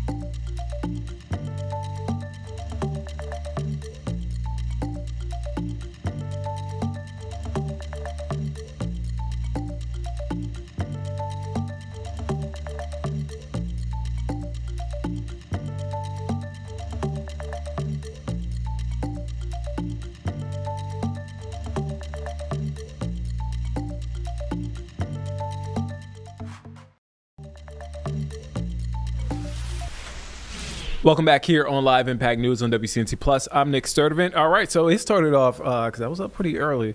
It was cloudy. It was I was a little soggy this morning running. I ran this morning, and it was foggy. Not a great start. Back to work, back to school. And it was just it was just one of those. Man, I got to go back to work Mondays. That's what the weather suggested. It was, but I believe the sun is going to come out a little later from what I've been seeing in my crystal ball. Hopefully, but yeah, it feels great outside. It's not bad. It's in the 50s right now. It's not terribly. Maybe let me check. It's in the mid 50s. That's not bad. Still gloomy though. Mm-hmm. Still, yeah. It's kind of like you gotta go back to work. Right. I mean, we've been at work. We've been working through the holidays. So I'm speaking for the people who have been off for the holidays. But welcome back to work, y'all. And thank you for tuning in here on Live Impact News on WCNC Plus. Let's get to the real meteorologist, because I am not one. Let's get to Becca Birdsall with more. We we may even see some sunshine break out for the second half of the day, although not going to be much. And these cloudy conditions, well, that's going to keep temperatures in the middle to upper 50s this afternoon. The rest of the work week, we'll be talking 60s and 70s. That's going to be 15 to even 20 degrees above the average high for this time of year and close to record high. So here's that setup. We're going to have a strong ridge of high pressure systems settle in, especially across the eastern half of the United States. This is what's going to drive in that much warmer air that we'll feel starting tomorrow. This afternoon, get used to the 50s and cloudy skies. That's what we have in the forecast. A few peaks of sun late this afternoon will be possible. High temperatures middle to upper 50s. After that, we get out of the 50s well into the 60s as we go into Tuesday afternoon, then 70s beginning Wednesday, and that's the range that we'll stay at all the way through Saturday. That average high for this time of year, 52 degrees. We'll have to go into next week, next Sunday, to actually see temperatures a little bit more seasonable for this time of year. That is also going to be as our next cold front starts to move through. That's going to knock us down to, like I said, back to the 50s going into next Sunday. We're going to be near record high temperatures, but right now not forecasted to break any, but we'll get the closest chance to do that going into your Friday. Forecasting a high of 70 degrees. That record is 72 back in 2008. So we'll get awfully close this week. Don't necessarily have to worry about that rain gear as temperatures heat up midweek. We'll have a very isolated chance for Thursday as a weak disturbance moves through, but Saturday, alongside our next cold front, will be our best chance. So that's Thursday's rain coverage, especially outside of the metro. A few light showers will be possible. Then this system really starts to organize alongside that front. So rain chances right now look to begin in the mountains early Saturday morning. Best chance for the metro likely late morning and early afternoon. But this newest model data, rain chances kind of lingering towards the late afternoon and evening hours. So we're watching closely because, of course, we now have that Panthers playoff game at 4:30 at Bank of America Stadium. So as of now, expect mild temperatures, mainly in the 60s, even peaking close to around 70 degrees, but definitely want to keep that poncho on hand just in case. We'll be clearing out on Sunday, and that's when the cold air starts to move back in. It is quite cool outside now, and of course, cloudy here in the metro. 50 degrees here in Charlotte, 42 up over in Statesville, 50 in Rock Hill. Seeing a little bit more sunshine up towards those highest elevations in the middle to upper 40s over towards Ashe and Watauga counties. Now, we may see some sun later on this afternoon, but tonight into early tomorrow morning, we've got patchy dense fog to start off your Tuesday morning, just like what we saw for this morning, and then that will clear out and some sunshine is expected for Tuesday afternoon. So this will likely be mostly sunny skies for your Tuesday. It's Jerry Hunt Supercenter 7-day forecast. So today's high of 57 degrees. The next time we'll be that cool will be this time next Sunday. So as we go into your Tuesday, we'll be entering into the 60s. By Wednesday in the lower 70s, we do have a chance to get very close to that record high temperature, especially going into your Friday. Now, Friday is when we start to see that cold front approach. That's going to bring us some showers for the mountains starting early Saturday morning. A better chance for the metro and the late morning, early afternoon, potentially with those rain chances lingering for the start of the Panthers game. So make sure to check back in. We'll have more updates to come on that. I got my fingers crossed for good weather for the Panthers home game against LA Rams wild card weekend. All right, let's take a quick break. We'll be back here in just 2 minutes here on Live Impact News on WCNC Plus.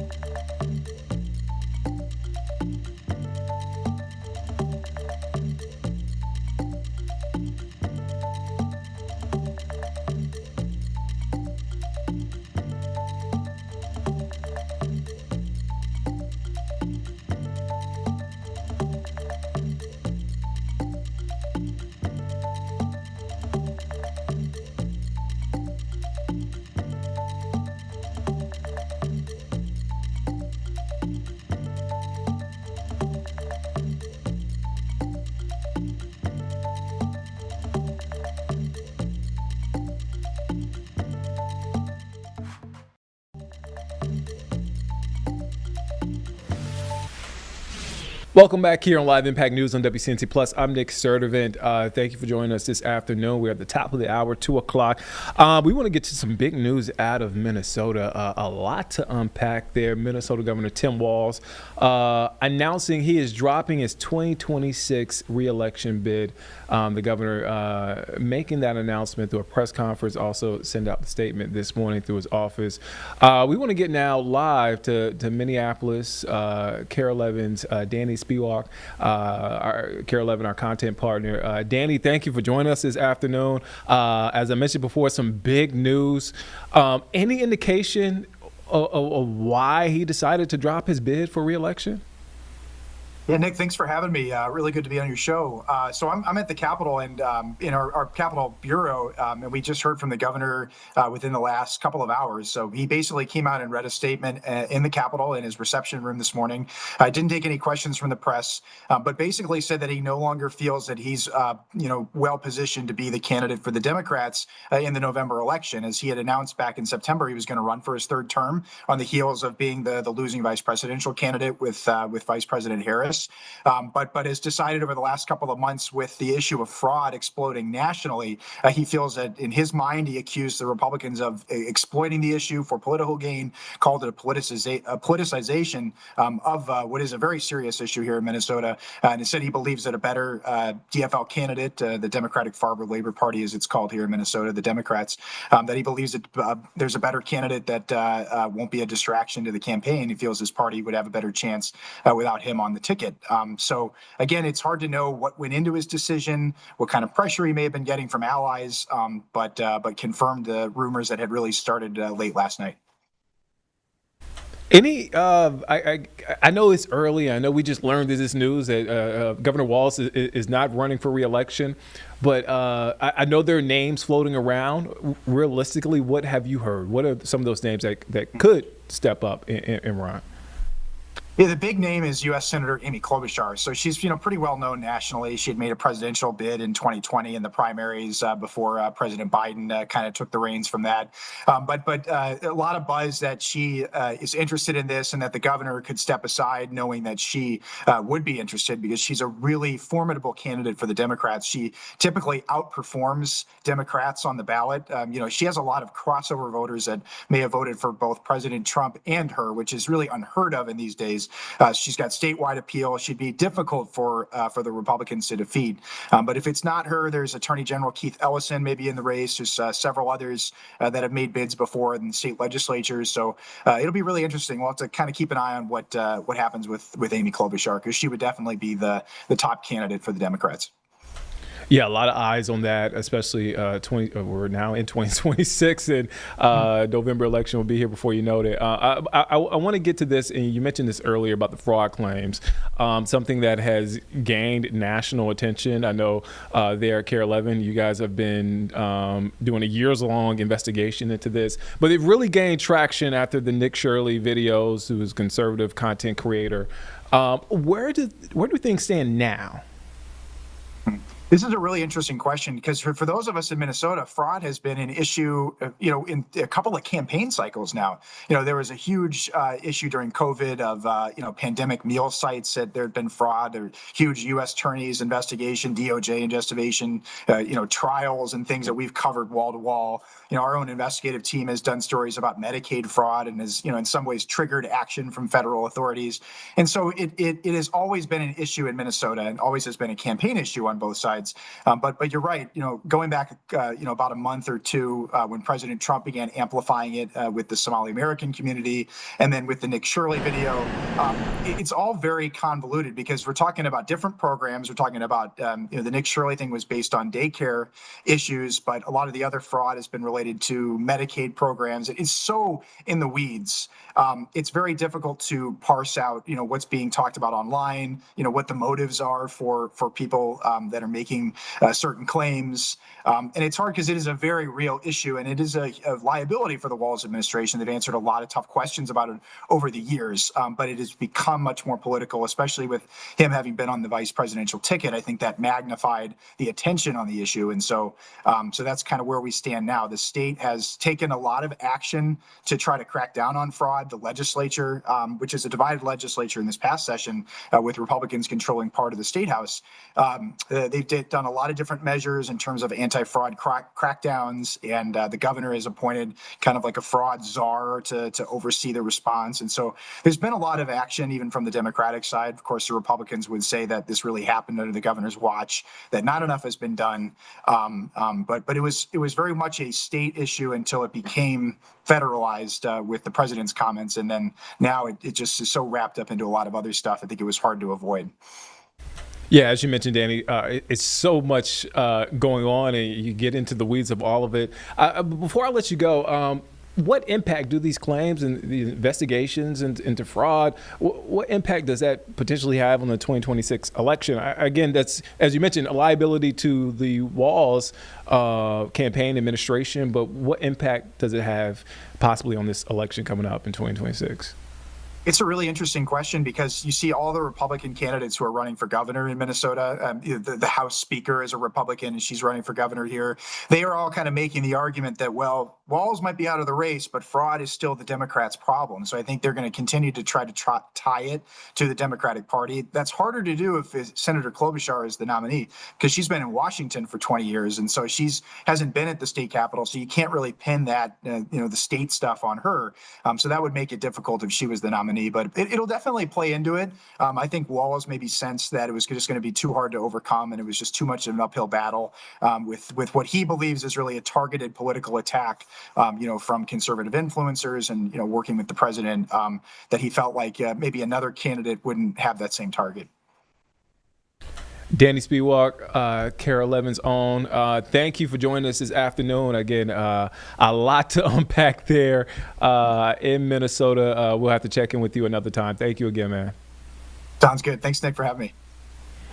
All right, so we are going to take a quick break. We'll be back here in just 2 minutes here on Live Impact News on WCNC Plus.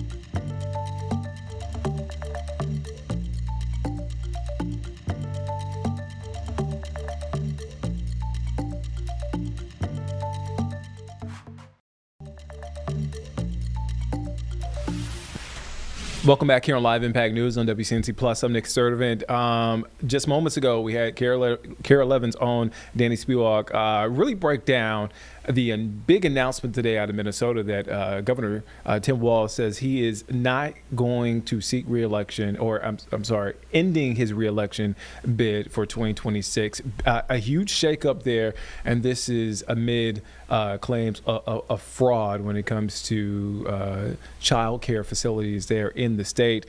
And again, a good breakdown. In case you missed it, you can find that interview shortly on our digital platforms. We'll have that up for you.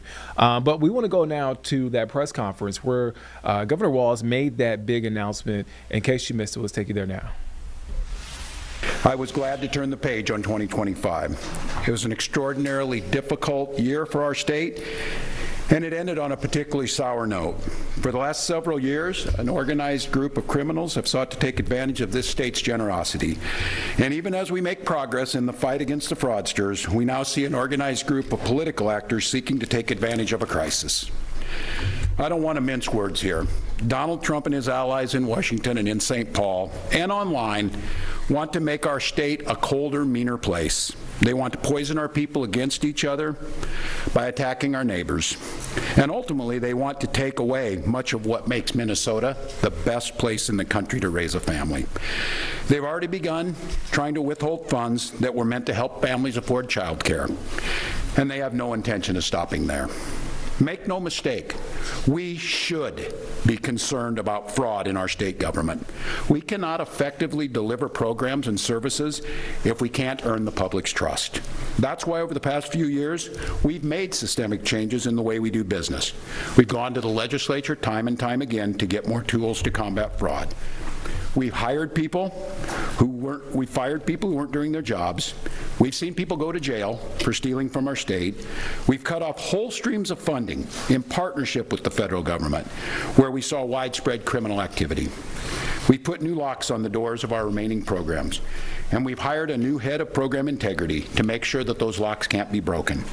All across this state, Minnesotans are hard at work on this problem. Advocates, administrators, investigators are on the front lines defending the integrity of our state's programs, and I want to give a very heartfelt thank you to all of them. There is more to do. A single taxpayer dollar wasted on fraud should be intolerable. And while there's a role to play for everyone, from the legislature to prosecutors to insurance companies to local and county government, the buck does stop with me. My administration has been taking fast, decisive action to solve this crisis. We'll win the fight against the fraudsters. But the political gamesmanship we're seeing from Republicans is only making that fight harder.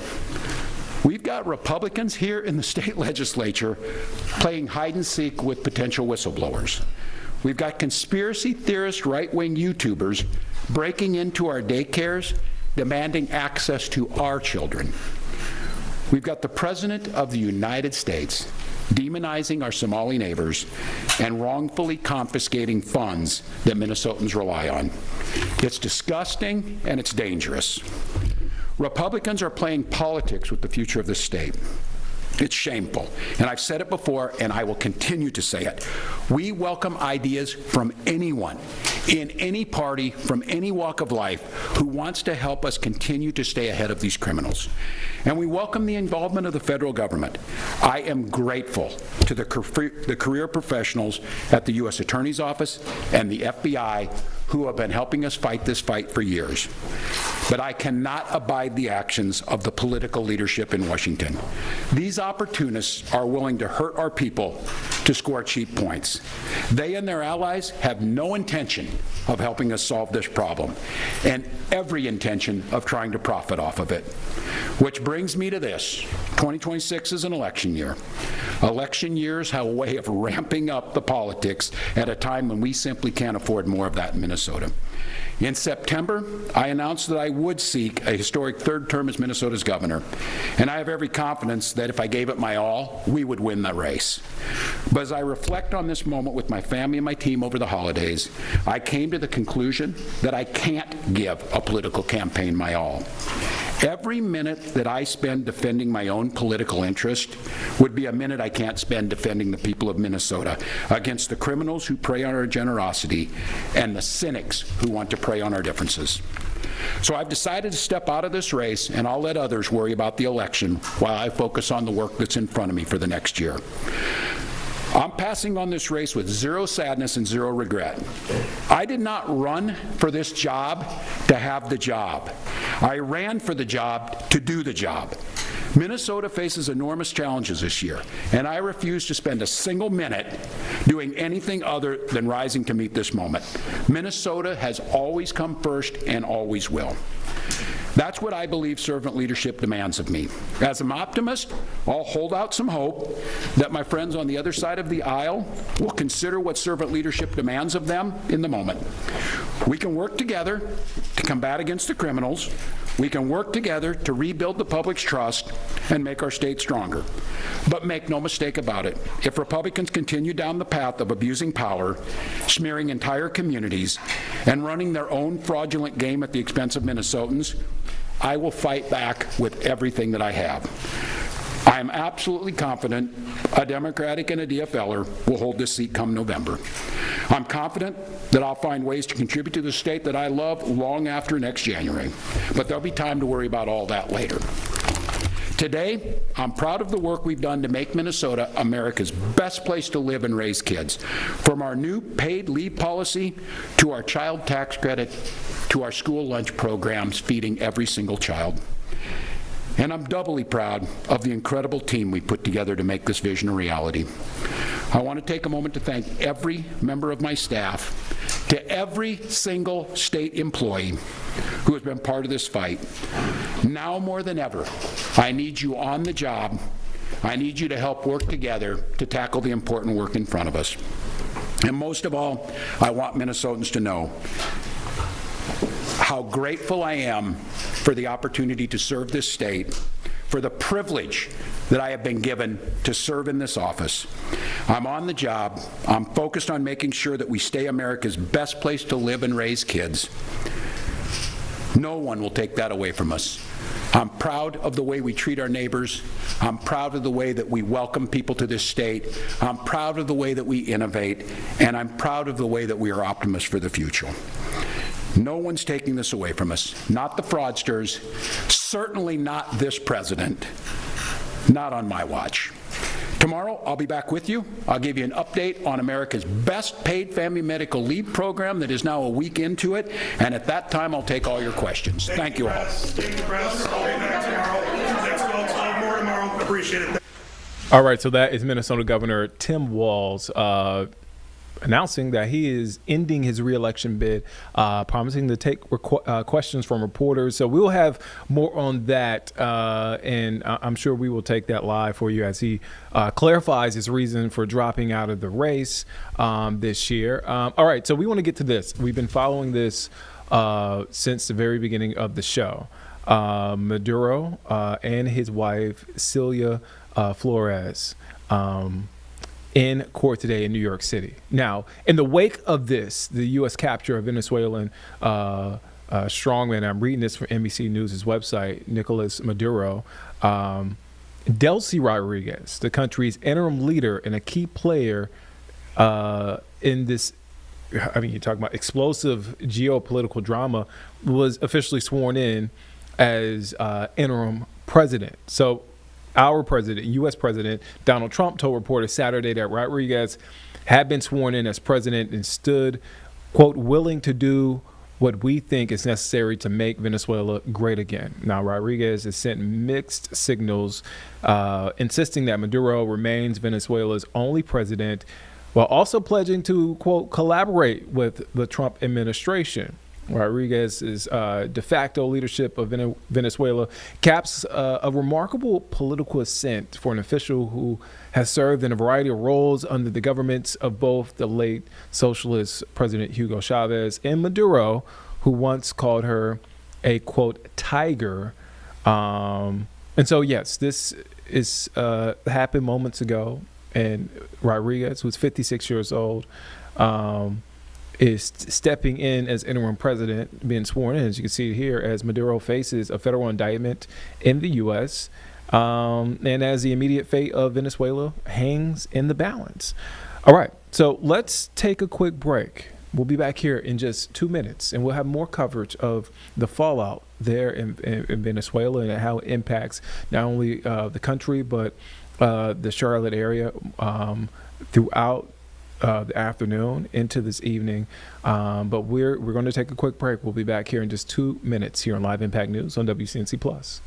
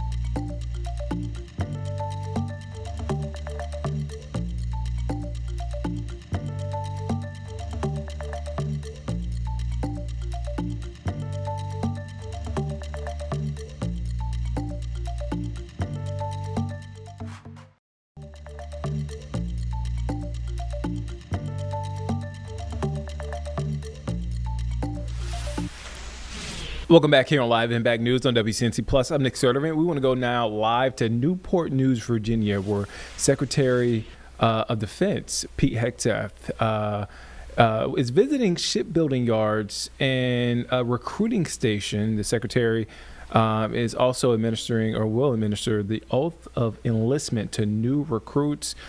He is continuing on his nationwide, what he's calling Arsenal of Freedom tour. Let's take a listen in. Enforcement without a single American killed. Reestablishing deterrence.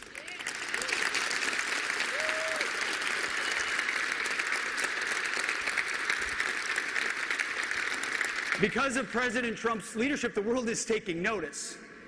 They're noticing American power, they're noticing American strength, they're noticing American clarity and leadership, and you are at the core of ensuring that happens. Everything we're doing is aimed at those goals. And that's why just before Christmas at Mar-a-Lago, I had the privilege of joining President Trump and the Secretary of the Navy for a historic announcement, the creation of the Golden Fleet. The Golden Fleet is the Navy's investment to revitalize America's maritime industrial base and rapidly build and sustain the fleet and fundamentally change how we do business and maintain military supremacy. This new battle fleet, anchored by a new generation of Trump-class battleships, is a declaration to the world that our command of the seas is and will remain non-negotiable. That announcement, along with the incredible, vital work being done right here, is a generational commitment to American sea power. This investment in both the visible might of battleships and the stealthy lethality of the submarines built in this very yard is a direct investment in peace through strength. It's an investment in the future fight, ensuring that America has the tools to win any conflict, anywhere, any time. And as was mentioned, today, marks the first stop on a month-long Arsenal of Freedom tour from the War Department. And on this tour, we'll be traveling from the shipyards of the coast to the factories of the heartland to see the work being done by the military and our partners in American manufacturing to usher in a new golden age of peace through strength, a revival of our industrial base, all American-made by the best Americans. We know that our treasured freedoms are only as secure as our arsenal is strong, and nothing is more important than securing that freedom. So I'm here to thank you, the men and women assembled here today, and those you represent, who are designing and constructing our weapons of war that my children and yours, my grandchildren and yours, will rely upon to ensure the peace, stability, and security of the United States. You are standing shoulder to shoulder with the warfighters of the War Department. Allow me for a moment to speak plainly about the threats to that freedom. We find ourselves in a world of growing threats, a world the comfortable elites in Washington refuse to acknowledge for far too long. For decades, a bipartisan consensus sold this country a dangerous fantasy. They told us that history was over, that the rise of peer competitors was a relic of the past, and that we could afford to trade out our industrial might, our factories, our jobs.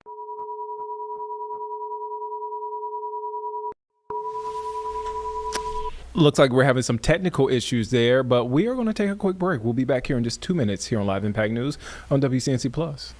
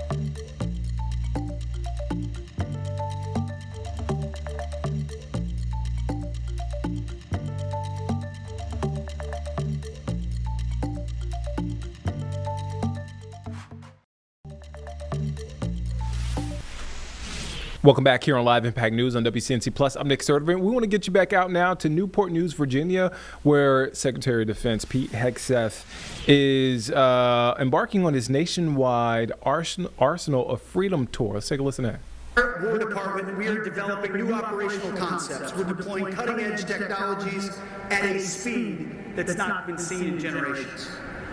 And we're making historic multi-generational investments in the capabilities that we will need to dominate the future fight at a level of urgency that must match the urgency of the moment. Most importantly, we're getting these capabilities in the hands of our warfighters faster than we ever have since World War II. Under President Trump, we are systemically dismantling the bloated, risk-averse, and self-serving bureaucracy that has stifled innovation for decades. We're streamlining our requirements and acquisition process, cutting through red tape. This is not the same old reform that is always talked about in Washington, but instead it's an overhaul. It's revolutionary. It is a renaissance of American manufacturing.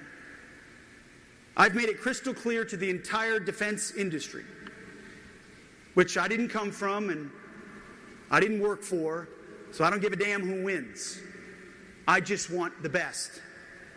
We've been clear, the era of rewarding delays and cost overruns is over. The days of cost-plus contracts for programs that are years behind schedule are finished. We will no longer give longer, larger, more predictable contracts to companies that deliver on time and on budget. Companies that invest in their people, that invest in more capability and more capacity, not companies that invest in stock buybacks or CEO salaries or more dividends. For those who can't adapt, who are too comfortable with the old, slow ways of doing business, we wish them well in their other future endeavors, because we will find new partners who will adapt, who will invest, who will take care of their people, who will move at speed and at scale. We will reward that speed, that scale, that innovation, and that performance. We're not rewarding process, paperwork, or just the C-suite. This submarine behind me, and the many more that will follow it, is an embodiment of our commitment to and investment in the security of the American people. But it also represents something more profound. It represents national confidence. Confidence in American shipbuilding, confidence in our industrial discipline, and confidence in the United States Navy's ability to deliver the combat power needed in the future fight. The work you do here every single day is the leading edge of that national restoration. You are proving to the world, and more importantly to ourselves.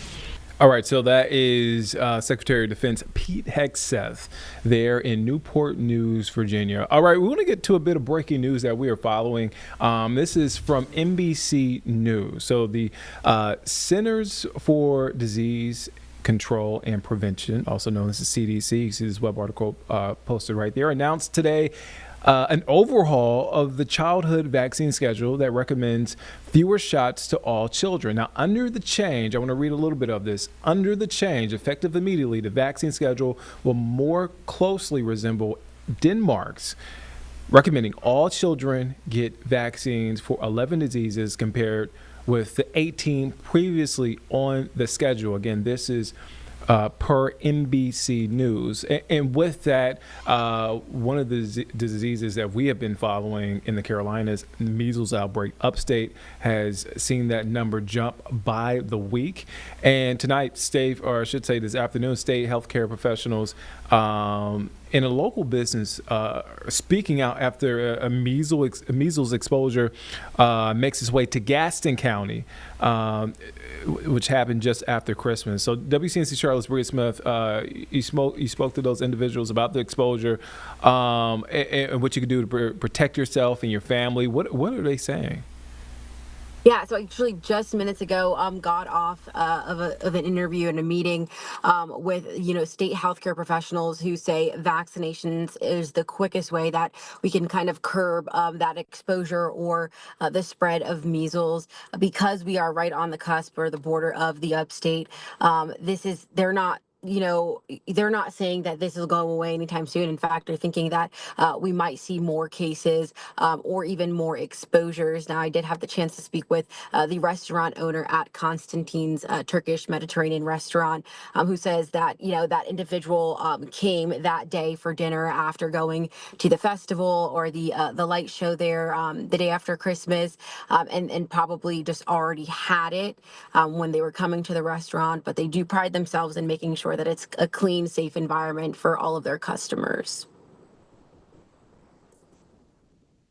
Yeah, a lot of eyes there on the measles outbreak and exposure. Bria will have more at 5 and 6 o'clock this evening on this. Bria, thank you for your time. Be safe out there. Yeah. All right, let's take a quick break. We'll be back here in just 2 minutes here on Live Impact News on WCNC Plus.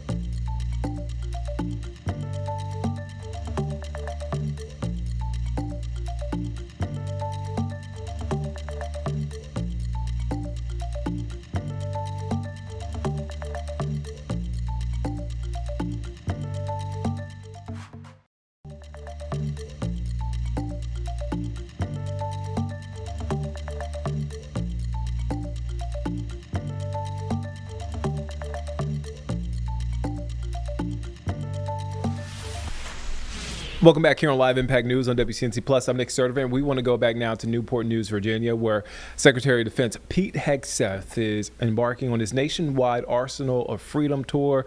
Let's take a listen in.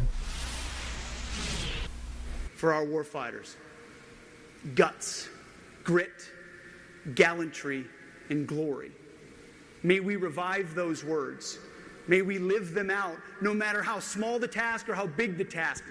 Simple or mundane the task or complex the task, every aspect of what had to come together to make that mission successful was an ingredient to the kind of guts, grit, gallantry, and glory that our warriors embody.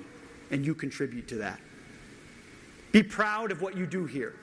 Be proud of the incredible vessels that you bring to life.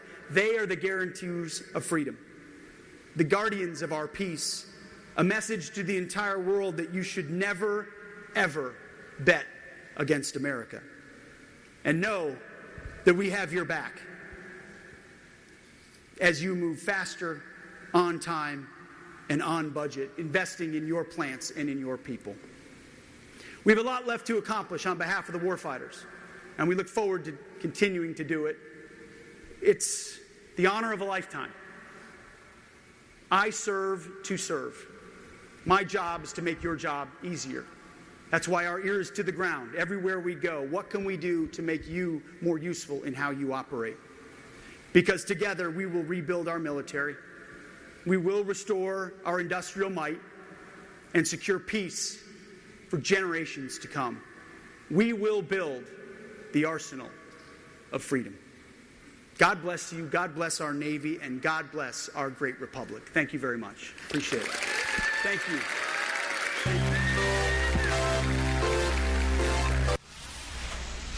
All right, so that is Secretary of Defense Pete Hegseth wrapping up that speech there, nationwide Arsenal of Freedom tour, a call to action to revitalize America's manufacturing and might and re-energize, as it say, the nation's workforce. So that just wrapped up there. He just walked off stage, I believe.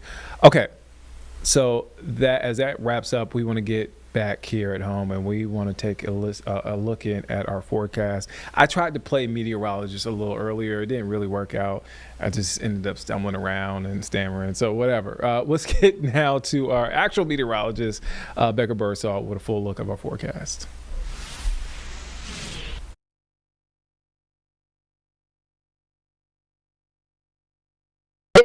Well, that's going to keep temperatures in the middle to upper 50s this afternoon. The rest of the work week, we'll be talking 60s and 70s. That's going to be 15 to even 20 degrees above the average high for this time of year and close to record high. So here's that setup. We're going to have a strong ridge of high pressure systems settle in, especially across the eastern half of the United States. This is what's going to drive in that much warmer air that we'll feel starting tomorrow. This afternoon, get used to the 50s and cloudy skies. That's what we have in the forecast. A few peaks of sun late this afternoon will be possible. High temperatures middle to upper 50s. After that, we get out of the 50s well into the 60s as we go into Tuesday afternoon, then 70s beginning Wednesday, and that's the range that we'll stay at all the way through Saturday. That average high for this time of year, 52 degrees. We'll have to go into next week, next Sunday, to actually see temperatures a little bit more seasonable for this time of year. That is also going to be as our next cold front starts to move through. That's going to knock us down to, like I said, back to the 50s going into next Sunday. We're going to be near record high temperatures, but right now not forecasted to break any, but we'll get the closest chance to do that going into your Friday. Forecasting a high of 70 degrees. That record is 72 back in 2008. So we'll get awfully close this week. Don't necessarily have to worry about that rain gear as temperatures heat up midweek. We'll have a very isolated chance for Thursday as a weak disturbance moves through, but Saturday, alongside our next cold front, will be our best chance. So that's Thursday's rain coverage, especially outside of the metro. A few light showers will be possible. Then this system really starts to organize alongside that front. So rain chances right now look to begin in the mountains early Saturday morning. Best chance for the metro likely late morning and early afternoon. But this newest model data, rain chances kind of lingering towards the late afternoon and evening hours. So we're watching closely because, of course, we now have that Panthers playoff game at 4:30 at Bank of America Stadium. So as of now, expect mild temperatures, mainly in the 60s, even peaking close to around 70 degrees, but definitely want to keep that poncho on hand just in case. We'll be clearing out on Sunday, and that's when the cold air starts to move back in. It is quite cool outside now, and of course, cloudy here in the metro. 50 degrees here in Charlotte, 42 up over in Statesville, 50 in Rock Hill. Seeing a little bit more sunshine up towards those highest elevations in the middle to upper 40s over towards Ashe and Watauga counties. Now, we may see some sun later on this afternoon, but tonight into early tomorrow morning, we've got patchy dense fog to start off your Tuesday morning, just like what we saw for this morning, and then that will clear out and some sunshine is expected for Tuesday afternoon. So this will likely be mostly sunny skies for your Tuesday. It's Jerry Hunt Supercenter 7-day forecast. So today's high of 57 degrees. The next time we'll be that cool will be this time next Sunday. So as we go into your Tuesday, we'll be entering into the 60s. By Wednesday in the lower 70s, we do have a chance to get very close to that record high temperature, especially going into your Friday. Now, Friday is when we start to see that cold front approach. That's going to bring us some showers for the mountains starting early Saturday morning, a better chance for the metro and the late morning, early afternoon, potentially with those rain chances lingering for the start of the Panthers game. So make sure to check back in. We'll have more updates to come on that. We may even see. No, you're not getting weather for a second time in a row. But we are going to take a quick break. We'll be back here in just 2 minutes here on Live Impact News on WCNC Plus.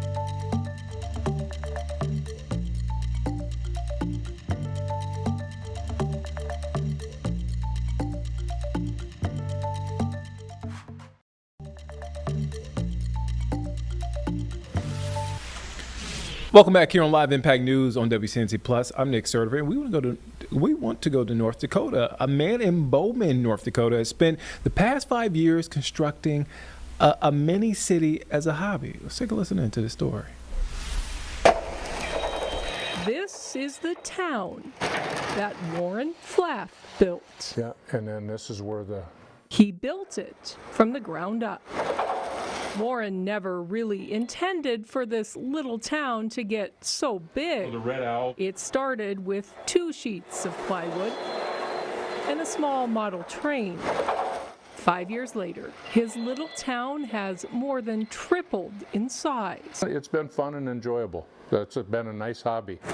I can spend all afternoon here. Warren controls the train through an app on his phone. You just do the connection. He's added just about everything you'd ever want in a town. Yes. A movie theater, an ice cream shop, a dollar store, and a hardware store. Yeah. There are even billboards. Time to get your AC fixed. And a Starbucks. Then there's another cabin over there that has bears looking in the window. There are nods to North Dakota, too, including a coal mine and a livestock barn. Being we're in livestock country, I purchased that regional livestock barn. You got a little Holstein calf here. And Warren's got a ranch and a feedlot, too. It's a challenge to what else can I add? And while he insists he's still learning, I'm an amateur at this. This is a hobby Warren has discovered he enjoys, and something he says he might never actually finish. He could change and tinker forever. Pretty cool stuff right there. All right, so a Harris County Sheriff's Office in Texas says a truck driver rammed into 10 vehicles sparked by a chase that ended in SWAT standoff on the freeway. Courtney Carpenter reports. You need to exit the vehicle through the driver's side and surrender to the deputies. Tense moments on the freeway overnight as a chase ended in this SWAT scene. This is over with. Repeating, we need you to exit the vehicle now through the driver's side with your hands in the air. The sheriff's office says they finally resorted to tear gas and were able to take the 53-year-old driver they identified as Omar Moreno into custody. According to the sheriff's office, this started just before 10 last night when they got a call about a driver in a military-style truck being involved in a hit and run.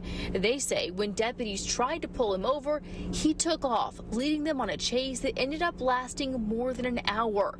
This video was captured by our photojournalist dash cam. You can see the military-style truck barreling down the road, running him off the road, and then all those deputies chasing behind him.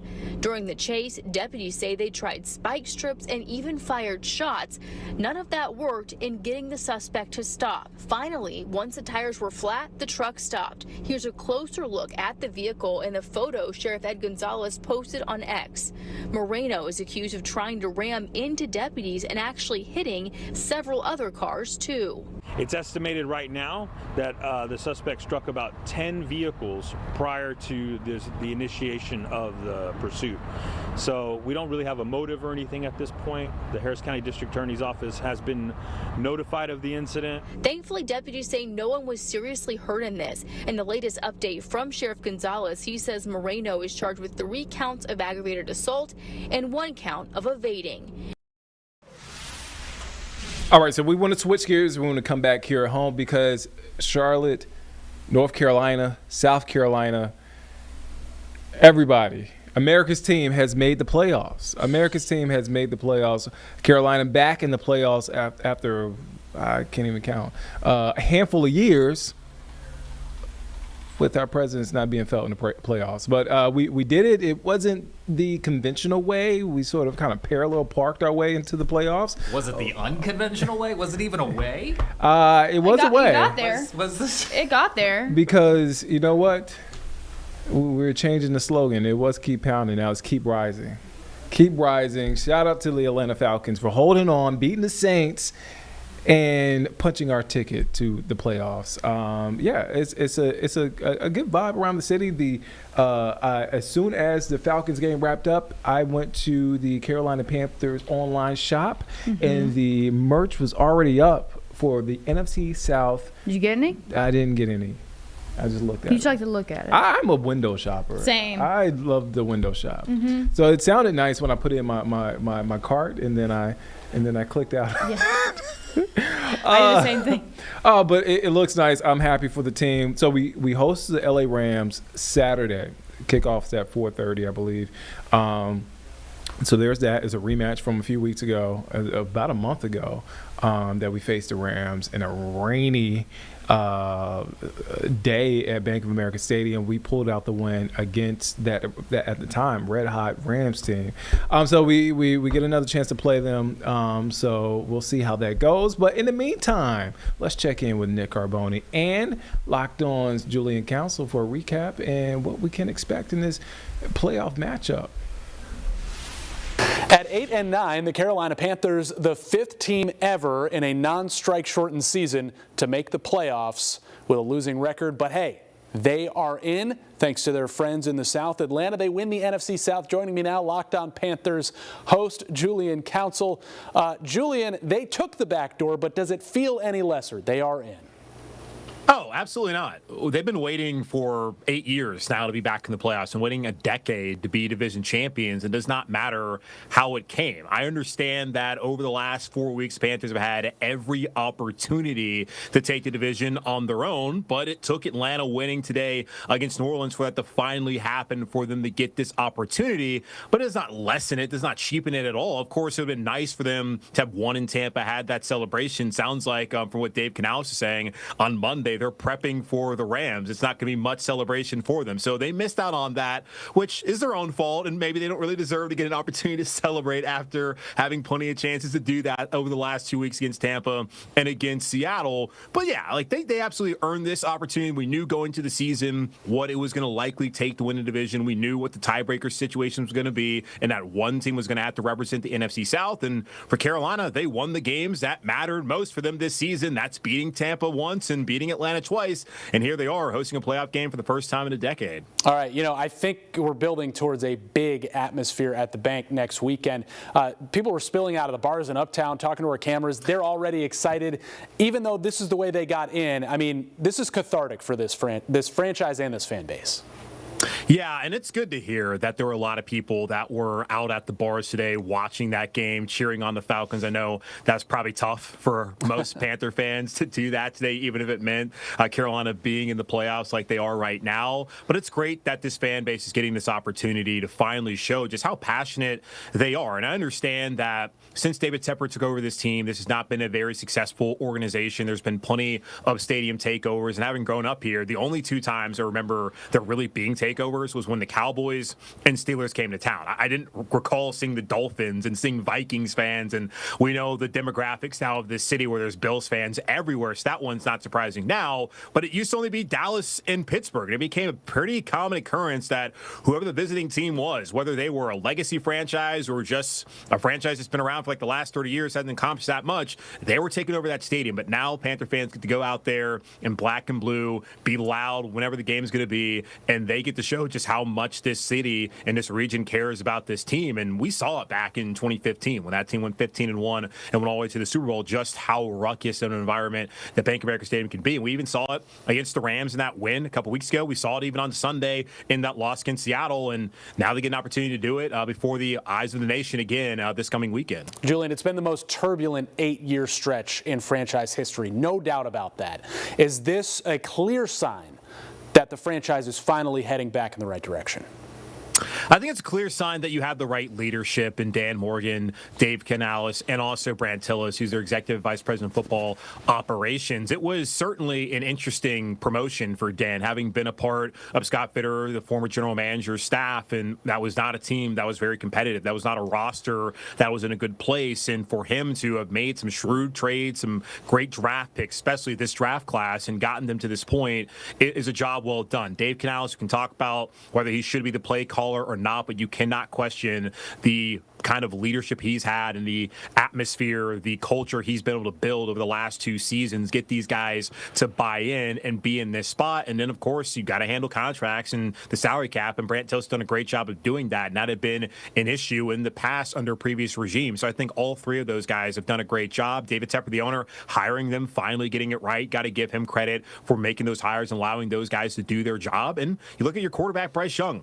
There were times this season where you wondered, could he be the long-term answer? And I still feel like we're asking that question. We'll find out more as they play this playoff game this coming weekend. But he gave you what you needed down the stretch, aside from the Seahawks game. So I feel like they finally have the right leadership in place. They have a quarterback who's able to make the plays they needed at the times they needed them to, and they're finally headed in the right direction. But let's not get it twisted, because, look, they still went 1-3 down the stretch in games that they needed to have.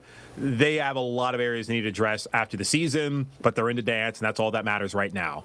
All right, this answer may have been the same even if today went the other way and the Panthers did make the playoffs. They follow a 2-win season and a 5-win season with an 8-win season. Why is this Panthers team a little bit ahead of schedule right now?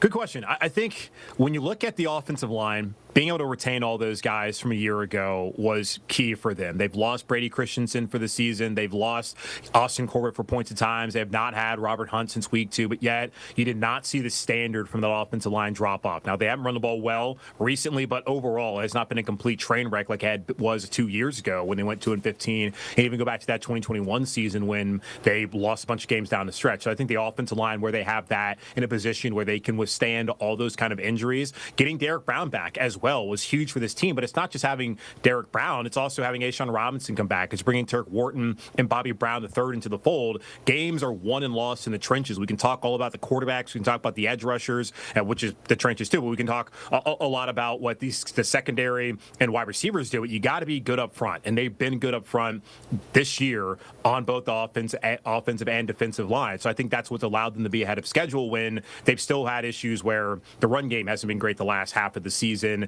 and your quarterback has been up and down at points in time this year. The passing game, you really don't know what to expect from it week in and week out. It's below average in this league, but when you're good up front, you have a chance. That's what we've seen from them throughout this season. Oh, the NFC South, man. What can you say? 3 teams tied at 8-9, and that's why the Panthers get in. The 2 teams playing the best football were the 2 teams that are already eliminated and played basically the de facto championship game as proxies for Carolina and Tampa today. The Bucs' hold on the division is over for now. Are the Panthers the favorites to win the South next year, even though they won it this year, but it wasn't convincing, obviously? I'm guessing that Vegas is not going to have this team be the favorites to win the NFC South next season. We have a long offseason ahead of us to figure out what they need to add. Like, obviously, the run game, they got to figure out what happened there in the second half of the season. There's some offensive line contracts they got to figure out. Bryce Young, the 5th-year option, that's going to be a question they're going to have to answer come the beginning of May. So we're still a few months away from that. Then what kind of other options can you address there linebacker-wise in the secondary at receiver? T-Mac has obviously been great for them this season. Jalen Coker's been solid, but I think they need to add some experience there. So if they make the right adjustments, then, yeah, they should absolutely be thought of as a team that can win this division again. I don't know if they're going to go into it as favorites, but you got to beat the champs, and right now they're the champs, so I suppose they should be. We always knew that the NFC South was going to host the NFC West for the last couple of weeks. So Carolina will host the Rams. They're going to have to beat this team a second time this year. What are your initial thoughts on this matchup? Yeah, it's a game where you should feel confident. I don't think that they would have felt any less confident had it been the 49ers or had it been the Seahawks, had things played out that way for them in this game. 2 teams they had lost to previously before, but they've already shown this season that they can beat this team. They've beaten the Packers, who are the 7th seed. They are capable of beating some of the better teams in the NFL, especially in this conference in the NFC. So they should look back to what they did in that week, I guess 14, whenever that game was. The turnovers were key. Matthew Stafford may win the MVP. He may not win the MVP. And if he doesn't, that's going to be a game and a reason why he doesn't. But he had 3 turnovers in that game. Had a pick 6, Mike Jackson, was intercepted after Derek Brown was able to tip that ball. Nick Scott picked it off, and then Derek Brown got the strip sack to end that game. I don't figure Matthew Stafford's going to have 3 turnovers again on Sunday or whenever this game is going to be. So for Carolina, they're going to have to be able to get out the field on third downs. They've struggled doing that all season long. The Rams had no issue getting the ball up and down the field. The only issue they really had in that game was turnovers. So Carolina, they ran the ball really well. That's the last time they ran the ball well at all in that game. Bryce Young was also great in the air. So they had some balance. So they're going to need to have that again if they want to win this game, because I don't think they're going to be able to just be able to lean on some turnovers. Now, looking at the weather, and I'm sure Brad Panovich will have that update throughout the week, may rain. Depending on when that game is played this weekend. So that could be a factor as well whenever this game comes over the weekend. But, yeah, they certainly should feel confident in their ability to win it after what happened earlier this year. You mentioned these last couple of weeks of this offense. I mean, 19 rushing yards at Tampa following a 54-yard passing performance at home against Seattle. How confident are you that Dave Canales, Bryce Young, and company can get things back on track on that side of the ball to make sure there is complementary football in the playoffs?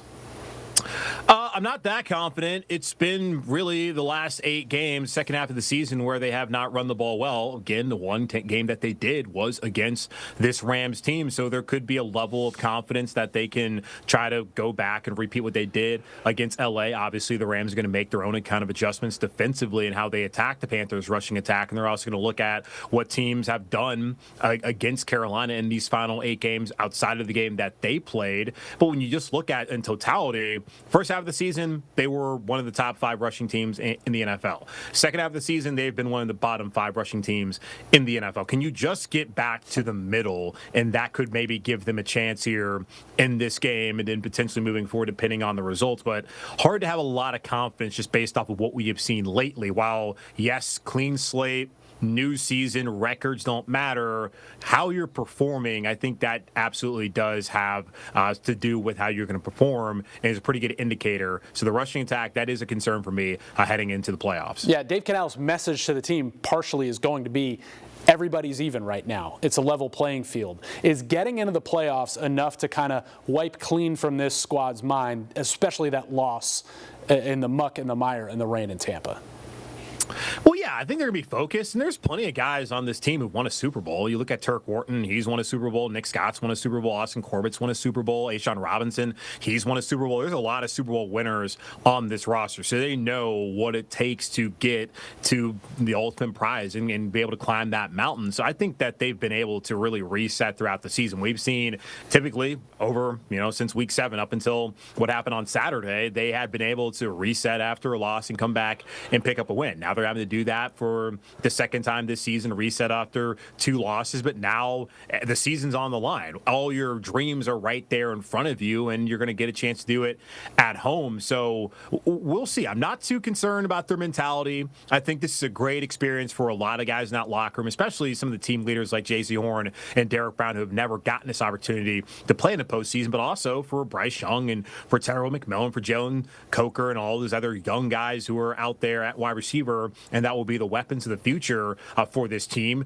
To have experience in the playoffs is so important for them moving forward to what they want to build towards. You rarely see a team come into the playoffs, have no experience, and then go on that run and get to the Super Bowl. Often it's a slow build throughout the years. The Panthers appear to be a year ahead of schedule, you would think, by making the playoffs now. So you look at potentially next year, if they make the kind of moves necessary to improve this roster and have more consistency, so it's not win-loss, that whole yo-yo they were on up until week 18, then maybe they can even go further a year from now, just depending on what happens. So, yeah, I think they're going to have the right kind of mentality based off the experience of those guys have in the locker room, and that it is a brand new season for them. So I guess I won't ask you about the flea flicker.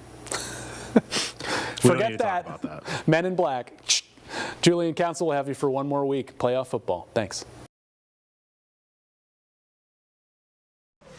Yes, most exciting, folks. Vanessa Rufus, by the way, taking over for Nick Sturdivant here in the live Impact News studio. Don't forget, throughout the week, we'll be getting you ready for this big matchup on Saturday afternoon.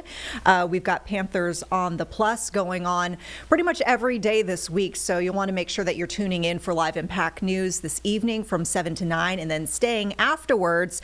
We've got our Panthers show that starts here on the stream at 9 o'clock. All right, with that, we want to turn now to some dialogue that we are seeing as we speak over on the Senate floor. It looks like we've got some discussions right now about health care. This looks like Senator Grassley. Let's listen in. Made headlines because of Canada's socialized single-payer healthcare system.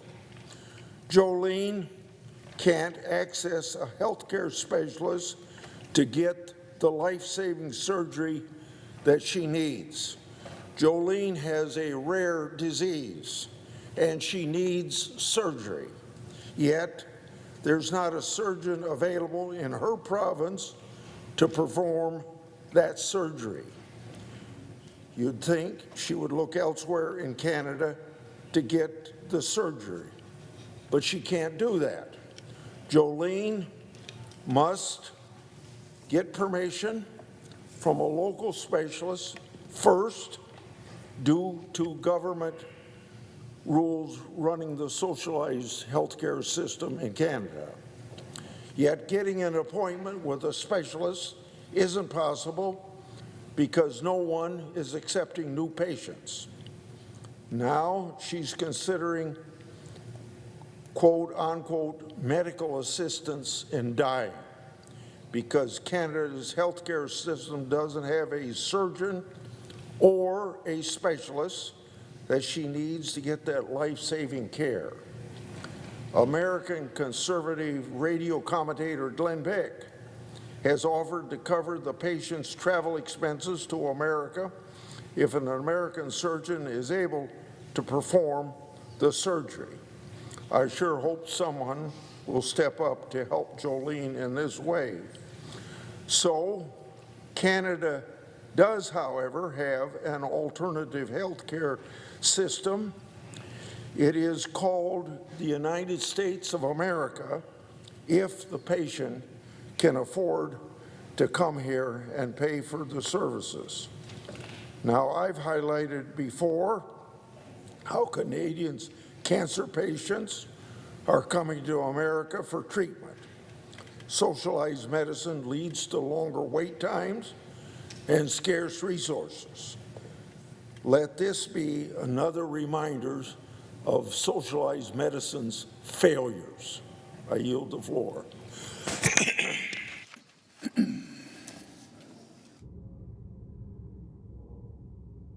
All right, and on that note, probably a great time to take a break here. Of course, we will hear a lot of discussion right now in Congress, likely regarding health care. As of the new year, we saw those ACA subsidies expire. Could be up to Congress at this point whether there's any sort of addressing of the impacts of that financially. A lot of folks have expressed concerns about their healthcare costs rising because of these subsidies expiring. All right, so we'll be back in 2 minutes, folks, to discuss some of the headlines of the day. Of course, a big one, the Venezuela fallout, as we've been seeing a lot of dialogue not only amongst folks in Congress, but also a lot of protests we've been seeing around the Carolinas. We've seen some, celebrations as well from people who are in favor of the capture of Nicolas Maduro. But we're going to talk a bit more about the background of the whole situation in Venezuela in just a couple minutes. So stay with us.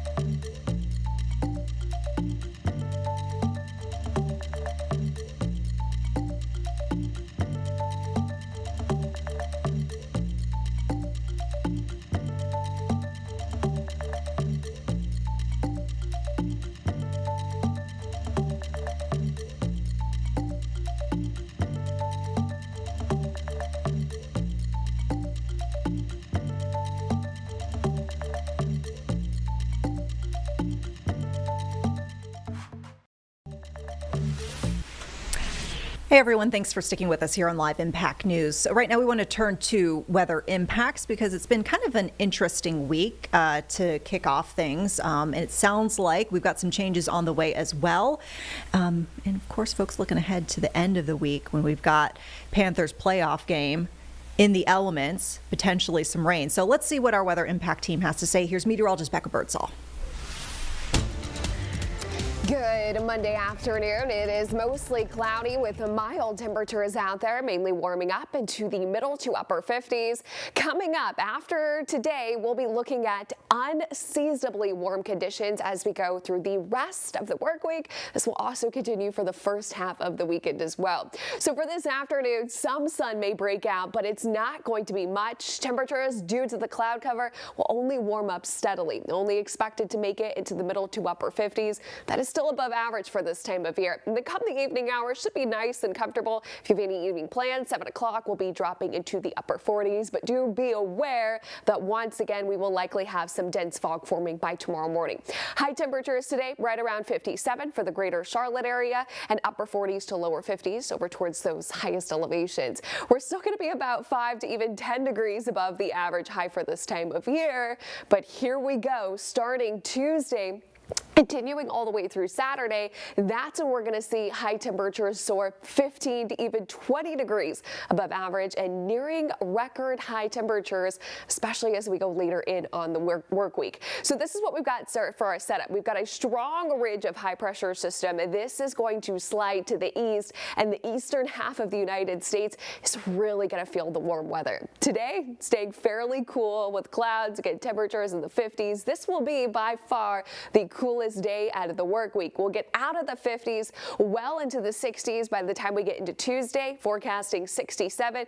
By Wednesday, we're well into the 70s, and that's where we'll stay all the way through about Saturday. Our average high for this time of year, 52 degrees. So the next day that we see at least some more seasonable January-like temperatures, that comes as our next cold front pushes through on Saturday. That's going to bring us, of course, that round of rain and knock temperatures back a little bit more seasonable for this time of year where they should be, down into the middle 50s. We're going to be near record high temperatures this week. As of now, not forecasted to necessarily break any, but we'll be getting awfully close, especially as we go into your Friday, forecasting a high 70 degrees. That record is 72 back in 2008, and our warmest day out of the entire week does look to be Wednesday, forecasting a high of 72, but that record is 77, and it's a century-long record back in 1890. So not forecasted to break it, but again, getting close. Don't have to worry about that rain gear this week, just probably the sunscreen. By the time we get to Thursday, looking at a very isolated chance for a shower as a weak disturbance moves through, but the best chance for rain by far will be for Saturday. Not looking like it's really going to amount to much, but here's what we're looking at futurecast wise. Thursday night outside of the metro, a couple of showers will roll in. By the time we get into Saturday morning, highest rain chances will be up in the mountains late morning, early afternoon. This starts to roll in for the greater Charlotte area. Note that this rain does look to linger towards the late afternoon and early evening. So if you are, let's say, headed to the Panthers playoff game at 4:30 at Bank of America Stadium, you'll definitely want that poncho on hand. Rain does move off as we go into your early Sunday morning, and that means cooler air is incoming. The temperatures as we go into your Panthers forecast, a little bit of preliminary, but yes, we got rain showers in the forecast and temperatures in the 50s and 60s likely throughout much of the day in this Jerry Hunt Supercenter 7-day forecast. After that cold front moves off, we'll be going to a high temperature of 70 degrees, which will likely be in the morning hours to a high of 56 for your Sunday. It's 15 degrees cooler. Enjoy the warm weather while it lasts. All right, and there you have it, folks. We'll definitely keep you updated as we get closer towards the end of the week to see exactly how that game time weather impact will look for folks, but potentially a poncho day, at least for the beginning of the game. Folks, we have promised, of course, more in-depth dialogue over the situation in Venezuela. This coming as just today, we did see Nicolas Maduro and his wife in court. Essentially, we heard them plead not guilty for narco-terrorism charges, among other charges. We heard Maduro say he was essentially kidnapped and also calling himself the president, saying, "I am still the president." Meantime, there's a lot of dialogue, not only within the nation, but on an international level. about what transpired over the weekend with the capture of the leader of Venezuela and his wife, and probably a good time to get some folks a little bit more background and context into the situation. So with that, we want to speak with Greg Weeks, who is the Associate Dean of the College of Humanities and Earth and Social Sciences over at UNC Charlotte. Greg, thank you so much for joining us here on Live Impact. Thank you. Well, we understand that you have a particular focus on the Latin American realm, specifically also looking at politics and, use of military and authoritarian types of, government structures that we've seen in Latin America.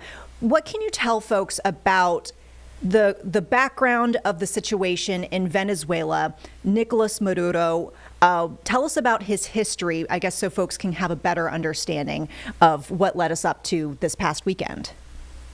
So Maduro took power after Hugo Chavez died about a dozen years ago. And over time, his presidency has become increasingly authoritarian, so cracking down very hard on anyone who protests against the government, stealing elections. The last presidential election was very clearly stolen.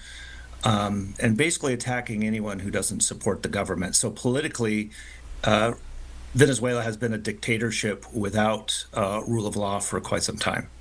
Now, I mean, we've seen, I guess you would call, we call it like a disparity of reactions, where we see folks who are either Venezuelan or have Venezuela ties. We've seen some of those folks celebrating in the wake of this capture. We've seen other folks of various backgrounds raising alarms, either over the potential impacts this could have on international relations or what sort of impacts this could have on the U.S. by making this decision.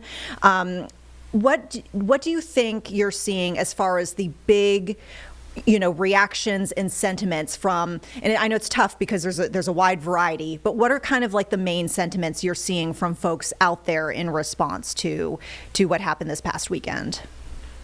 Well, I think nobody is sorry that Maduro is gone, or very, very few. He is not a well-liked person. That said, the way in which it happened, which was that he was, forcibly removed from the country, has raised alarms regarding what kind of precedent that sets for, say, other countries.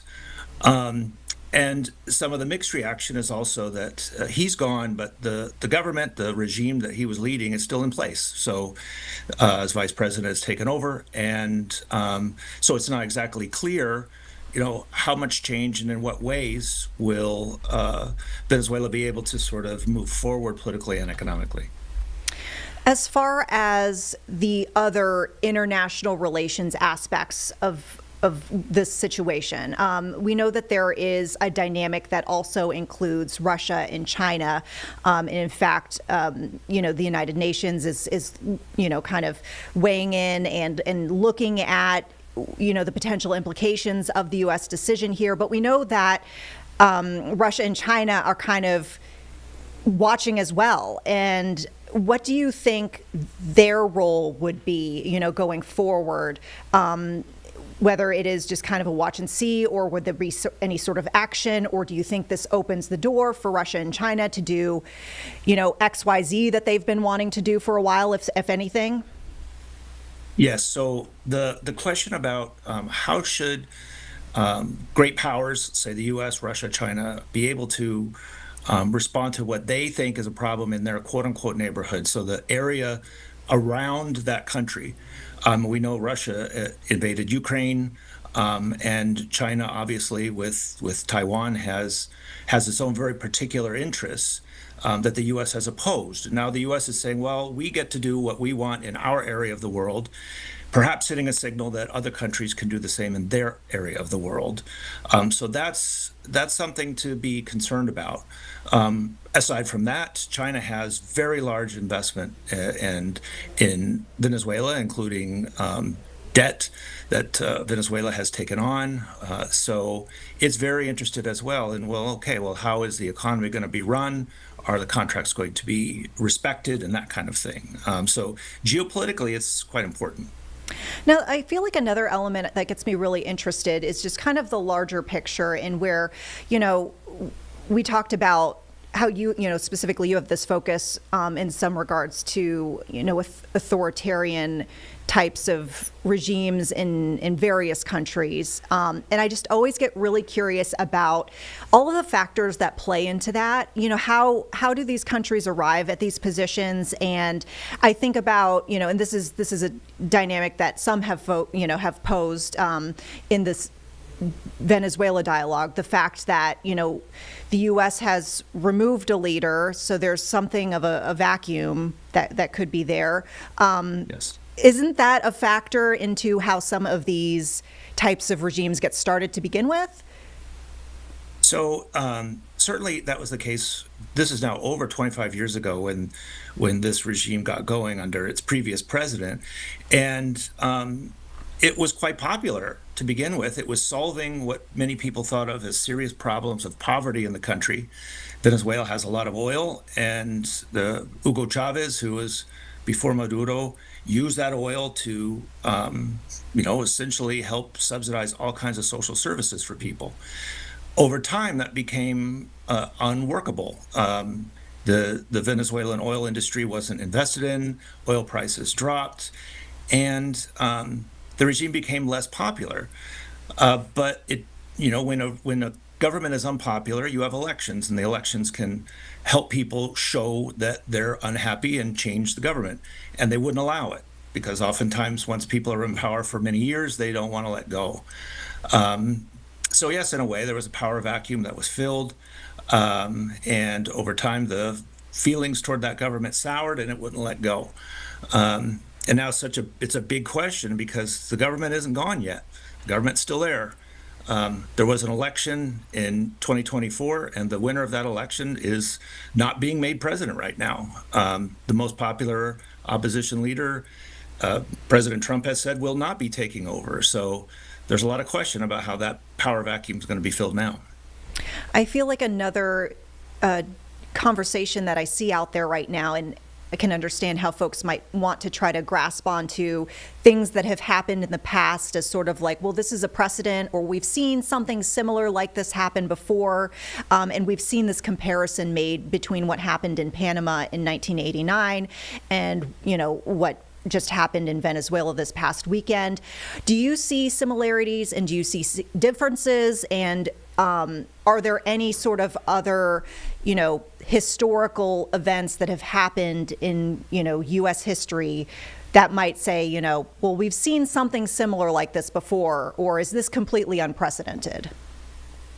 No, it's not unprecedented. I do think people refer to Panama, which has a lot of similarities in the sense that you had a president for Panama was Manuel Noriega, who was indicted, and the U.S. invaded under the senior President Bush, grabbed him in a similar way to grabbing Maduro, and took him to arrested him, took him to the United States.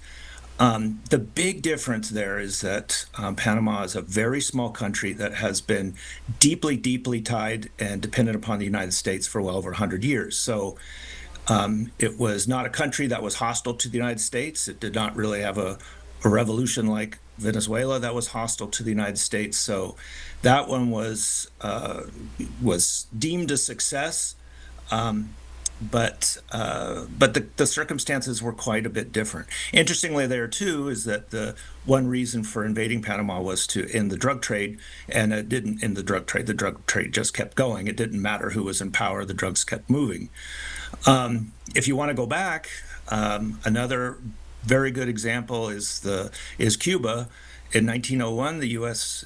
Created what's called the Platt Amendment and took over Cuba, allowed Cubans to have presidents, their own presidents, as long as they accepted U.S. demands. And if they did not accept U.S. demands, then that president would be removed. And the U.S. occupied Cuba for several decades with U.S. troops to enforce that. So there are definitely precedents, but it's going to be interesting to see how much they follow those examples, because Venezuela is very different from Cuba or Panama. Yeah, and I mean, obviously, we're just pretty new in this specific situation with Venezuela, with this latest development that just happened over the weekend. So there's yet to, be all sorts of things that play out, as far as, consequences of that and what happens. But we're also seeing the president now talking about, threats against now Colombia and Mexico, talking about Greenland, predicting Cuba's regime would fall. I mean, if we were to see that come to fruition, would all of that as one big package of all these countries now, would that be unprecedented at that point? That would be unprecedented, yes. It would be extraordinarily difficult. But yes, that would mark a pretty significant expansion that we have not really always seen in the history of U.S.-Latin American relations. Now, as somebody who has obviously put a lot of academic focus into this sphere of the world and also, the politics and the history of Latin America, and clearly has an interest, I'm curious to get inside your mind of what exactly are you looking for, coming up here, things that you're watching to see, how will things play out? Are there things that you would be talking to your students, let's say, about, like, this is what I would urge you to keep an eye out for? Or I guess what sort of storylines or developments might you be curious to see or watch for going forward? So what I would look for is what is the role of U.S. civilians and or soldiers in Venezuela in the coming days? Because all the examples we've been talking about, U.S. interventions, Cuba, Panama, elsewhere, involve heavy use of U.S. troops, including occupying troops. Now, the president has said that there are no U.S. troops currently in Venezuela. The country is not being occupied. So how can the U.S. enforce its will, as the Secretary of State and the president both have said it will? How can it do that when it is not in the country? And so that's going to be the issue that I'm very interested in, because they've said that the new president is kind of under watch. Well, how will that be done if the U.S. does not have personnel in the country actually enforcing it? So that, I think, is the most interesting thing, is that it's essentially trying to rule the country by remote control. And doing that also is unprecedented, because this has always involved U.S. troops to some extent. Yeah, I mean, that is an interesting point that you bring up, in that I feel like when you hear international relations discussed, a lot of times it comes down to, when it is trying to impose your will or get what you want out of a certain relationship, it's either, the sticks or the carrot situation, where there's like a reward or there's like some sort of punishment. But yeah, if the military isn't on the ground there, from the U.S., then what sort of carrot and stick would remain to be used in this relationship? Right, because the stick essentially is, we're going to grab you out of the country like we did Maduro. In my opinion, that gets hard to do over and over. But as of yet, that's the force, that's the stick that the U.S. has offered. And so is that a stick that can last? Is that a stick that can work in country after country? I don't know, but I'll certainly be looking at that. Yeah, really interesting conversation. Is there anything that we didn't touch on that you think is important before we wrap things up here? No, I mean, I think in general, it's interesting also to look at, how is this going to play out in U.S. courts? What is the evidence against Maduro, and how does that translate to a country like Colombia or Cuba, where you don't have this heads of state indicted in the same way? So, looking at the example of Maduro can help instruct us too. Is that how could this be applied to other presidents that President Trump has mentioned, and it's not always clear. Yeah. Really, really interesting for sure. Greg Weeks, thank you so much for your time. We really appreciate it. We hope you come back soon here on Live Impact, especially as we probably have more developments coming in the coming days and weeks. You're very welcome. Thank you. All right. Take care. All right, folks, probably a good time to take a break here. Be assured that we will continue to keep you updated on the very latest with the situation in Venezuela. As we mentioned, there was a court appearance today for Nicolas Maduro and his wife, and there's also a dialogue that's underway regarding the United Nations front. So we're going to keep an eye on things, and as new information comes into the newsroom, we'll definitely be presenting that to you. We'll take that break we mentioned. We'll be back in 2 minutes. A couple other topics to talk about, including back here at home, safety. That's always a big thing. There was a big discussion that happened today in the city of Charlotte regarding that, so we want to make sure that we touch on that for you. But we'll be back in 2.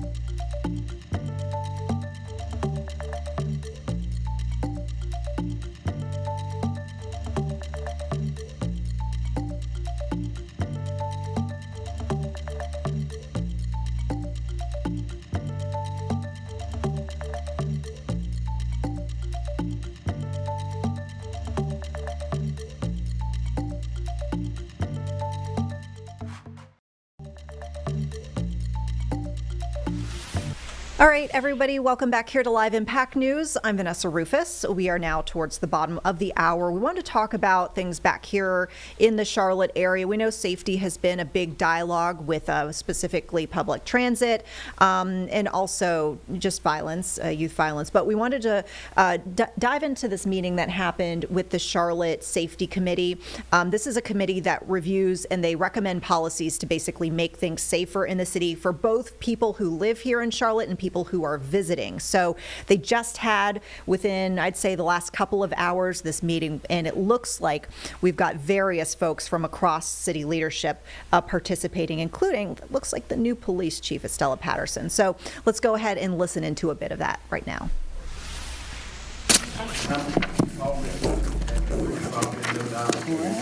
I need to know where that. Sheriff Page, neighborhood property LLC. My name is Teresa Hernandez. I work for La Vida Worley Art in Nova. It's a brick and mortar store. Hi everyone, Debbie Smith, Charlotte Department of Transportation. Reginald Johnson, Fire Chief, Charlotte Fire. Jamie Brown, have several restaurants in Noda. Rob Crenshaw, Cabo Fish Taco. Mariah Glenn, I'm here with the Technical Brown Restaurant Group. 2026. Tony Daniel, restaurants in Noda. I'm Jody McKinley, founder of an art gallery in Noda. Rocky McGill, concerned citizen. Dedrick Russell, WBTV. Joe Bruno, Channel 9. Jesse Pierre, WCNC. Jack Maxwell, Media Relations Manager with the city. And then we will go to the table here. Would you guys like to introduce yourselves? Janine from City Manager's Office. Jessica Battle, City Attorney's Office. Kimberly Owens, speaking for District 6. Joy Mayo, District 3. James Mitchell, Mayor Pro Tem, Committee Member. Ed Driggs, Committee Member. Dante Anderson, Chair and District 1 Representative. Dimple Ashmera, Committee Member. Malcolm Graham, Committee Member. Sean Heath, Deputy City Manager. Charlie Jones, Charlotte Department of Transportation. Stella Patterson, Chief of Police for Charlotte Mecklenburg Police. All right. Excellent. Well, thank you. Thank everyone for being here. And in particular, I want to thank the chief for being here, as well as Chief Johnson as well for being here. We had an opportunity to meet just before the holiday season, and they are excited to partner with us as we stand up this new committee and begin the work to ensure that our communities are indeed safer as we move in through 2026. With that, we have a lot of information on our agenda, a lot of discussion opportunity, and with that, I'm going to yield and pass it over to Mr. Heath and Mr. Jones. Thank you, Councilmember Anderson. I'm going to do the quickest handoff you've ever seen to Charlie Jones from CDOT. Charlie, it's all yours. All right. Well, okay. So I think we're waiting on the presentation to pulled up there on the screen. There we go. So today, kind of level set with street vending again. It's a new committee, new council members as well. I wanted to provide a lot of background information on the program, as well as provide an update of where that program is. So next slide is a little bit of background for the initial policy referral. On April 28th of 2025, the policy was referred to the Housing Safety Community Committee by Mayor Walz.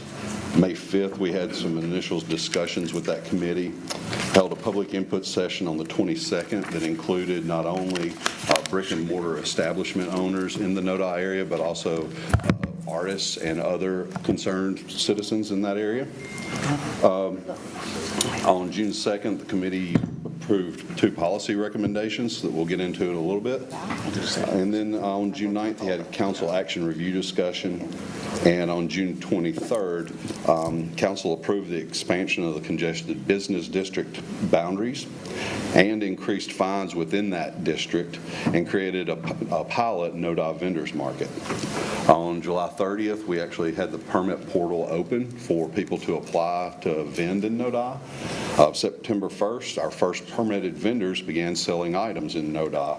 And then looking ahead to the future, on February 15th, the NODA vendors market pilot would end based on the actions council took at the June 23rd meeting. The pilot was to last no longer than 6 months, and so February 15th marks that point.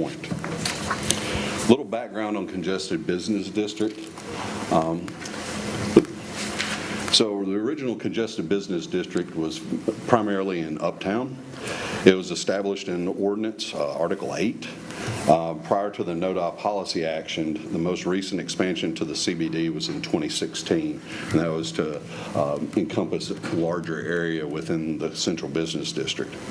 The ordinance grants the city manager the authority to expand or contract the central business district, but the ordinance does not give any kind of criteria to inform that decision. So that's one of the reasons we brought this to council in the summer. The Trine Street Mall Vendor Program is governed under a separate ordinance, and it enables vendors, permitted vendors, to legally operate in assigned locations, primarily in Uptown. That's what the NODA Market program was somewhat modeled off of. That brings us to the policy actions that were approved June 23rd. One of those actions was to increase fines associated with street vending related violations to a civil fine or penalty not to exceed $500. It also expanded the congested business district to add certain streets in NODA, as shown on the map there. And it established a city-administered vendor pilot program in NODA for a period not to exceed 6 months. So a quick overview of the program. Over the course of the pilot program, we've had 26 applications to vend. There's currently 14 vendors permitted in the area. Some of the applicants either wanted to sell things that did not meet the program guidelines, or they never picked up their permit, or they just, we never were able to reach out to them. We had 3 vending locations in city right-of-way. And we had space for an additional 10 to 15 vendors through a partnership with the YMCA. They have a large frontage there on North Davidson Street, and they were willing to work with the city to allow vendors there on their private property, so long as they were permitted through our program. Part of the program, I can't thank our partners enough at CMPD and code enforcement to coordinate enforcement and education during this program. Quite a bit of outreach early on with CMPD and code enforcement, talking to vendors before the fines went into place. Then we also had ongoing education by CDOT staff throughout the program. A lot of a reiteration of rules and other conversations about, appropriate setup times and those things. So some of the successes of the program. Modest perceived reduction in the number of unpermitted or illegal vendors in both Uptown and NODA. One of the challenges that led to these actions was illegal or unpermitted vendors within the Tryon Street Mall area and clashing with the permitted vendors there. We also saw a reduction in the number of vendors in the NODA area once the program started. At times, there was less sidewalk congestion in NODA during peak times. And we also saw less questionable merchandise being sold, such as CBD, THC products, and especially unprepared or prepared food items without health department permits. The other one that we heard some concerns over is unlicensed sportswear during events, and we saw that significantly cut as well. Some of the challenges we've faced with the program is continued unpermitted or illegal vending in NODA and Uptown. Some of the feedback we've received from folks in Uptown is the unpermitted vendors know when CMPD's shift changes are, and they use that as an opportunity to get set up for the night and be there before the next shift comes out. Some of the unpermitted vendors from Uptown and NODA have relocated.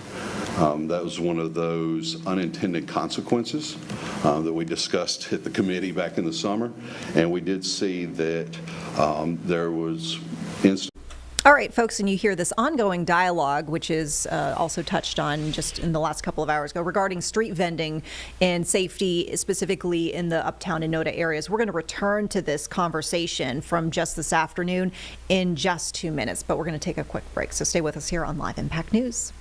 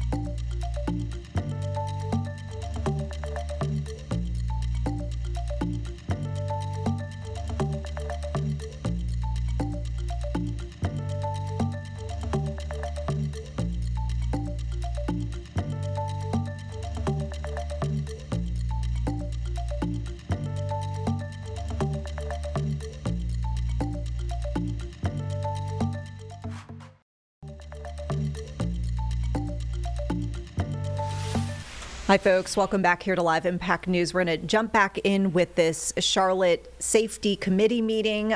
We were picking up here now with the street vending dialogue. We know this has been ongoing conversation for months and months at this point, particularly illegal vending that's happening in Uptown and NODA. So jumping back in with this conversation in progress. vending in the South End neighborhood, especially late at night after bars had closed. Goes along with the unpermitted food vending. One of the challenges we faced in CDOT running this program is compliance with location and times. Our staff, we don't have the staff level to do enforcement throughout the night. Center City Partners has a very good model with their ambassador program that has boots on the ground throughout the late afternoon, early evening, and they can provide that reinforcement. CDOT doesn't have the staff to be able to be out there and really watch over folks during that entire time. And of course, equity concerns remains one of the bigger challenges. The brick and mortar small businesses, they pay property taxes. They have a lot of obligations as far as regulations, staff payroll, those things, and there's the feeling that it creates an unfair playing field, unfair advantage. One of the concerns that we heard routinely was people selling vintage clothing, and there's already brick and mortar vintage clothing stores 200 feet away. And then moving forward long term, just the staff resources to manage and administer the program, being able to have someone that can answer the vendor calls, meet the vendors in the field, be that eyes and ears on the street, coordinating between the brick and mortar vendors and the street vendors is a challenge. Some of the lessons learned. CMPD has a little limited ability for enforcement beyond issuing a citation. So the ordinance really only allows the issuing of a citation, and it's once per day. But if a vendor chooses not to move, there's no further recourse beyond that, other than getting another citation. Without consequences beyond the fine, there's really little incentive to adhere to the rules. This is one of those circumstances that's similar to a parking citation or a code enforcement citation, but the challenge is there's nothing to tie it to, so there's no future consequence. If we issue parking citations to a vehicle and they continue to not pay, at some point we'll tow that vehicle. Same with a code enforcement violation on your house. You get enough code enforcement violations, you're going to have trouble paying your property taxes. With just a civil citation to a person on the street, it's very difficult to make sure they pay those citations. One of the shortcomings we kind of uncovered with all this is it's hard to track civil citations by CMPD or any other city agency to know who's received how many citations over the course of a period of time. Also wanted to note here, officers can only issue the citation to the address on an ID card or driver's license. There's no way to know that that's an accurate ID or driver's license. And some folks may or may not even have a license or ID, and there's no law or rule about having to have an ID to be on the sidewalk. So it creates kind of an interesting challenge there. The one that's kind of in the weeds as far as our city systems, our permits, and go through that process. It's really geared toward somebody with a desktop computer or a laptop. I learned very quickly most of the vendors and people younger than me use their phones for everything.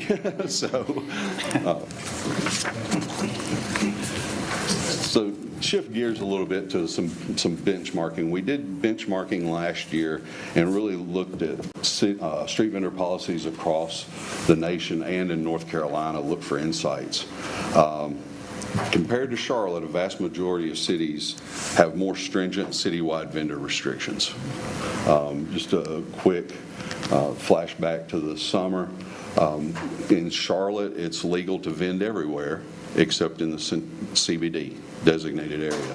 That's an outlier for most cities. Most cities restrict vending in the right-of-way or in the street everywhere, and then carve out exceptions. So looking at the fine structure, our fine structure is now in line with the cities we reviewed. $500 for a first offense. That's common across most cities. And then some cities actually do have a criminal penalty option as part of that. Most of them, there's some level of escalation to that point.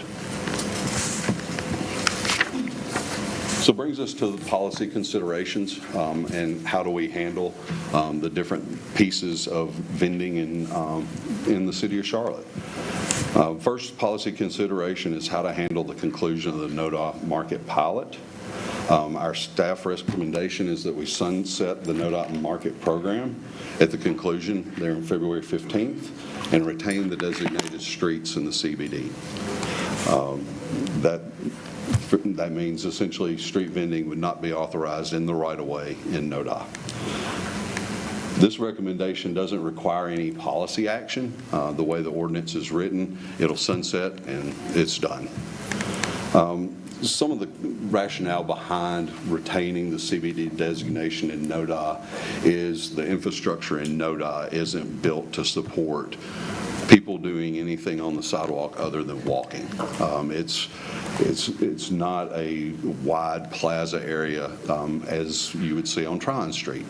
We have plenty of room on Tryon Street for a host of activities to occur, and NODA is not built that way. Got a reference there. Raleigh requires street vendors, essentially push carts, to preserve an unobstructed pedestrian sidewalk corridor of 5 feet. I think we might just have 5 feet of sidewalk along North Davidson on both sides. So it's very tight in that area. Charlie, can I make? Yeah, jump. So last week, just for fun, I went out to NODA and then I went to Tryon just to see, and it's a stark contrast. So in NODA, if you think about that really congested section on North Davidson between about 33rd and 36th Street, it is a 5-foot sidewalk. Whereas on Tryon, many blocks from like the Levine Arts campus all the way up to Trade and Tryon, it's in excess of 20 feet. I mean, it's really like night and day. So when you're in NODA, it's really very difficult, whether it be a city permitted program or not, to have a vendor in a location where they're not obstructing the sidewalk or they're not impacting the sight line of a driver, or frankly, they're not within very close proximity to an entrance of a small business itself. So when we say it's just not suitable from an infrastructure perspective, I mean, these are just hard constraints that are really difficult to get around. It's a very congested area. It kind of belongs in the congested business district. This kind of underpins our recommendation here. Policy consideration number 2 is... All right, before we get into this part of the dialogue, we're going to take a quick break here on Live Impact. We'll be back in 2 minutes to rejoin this conversation where we are leaving off at this point. See you soon.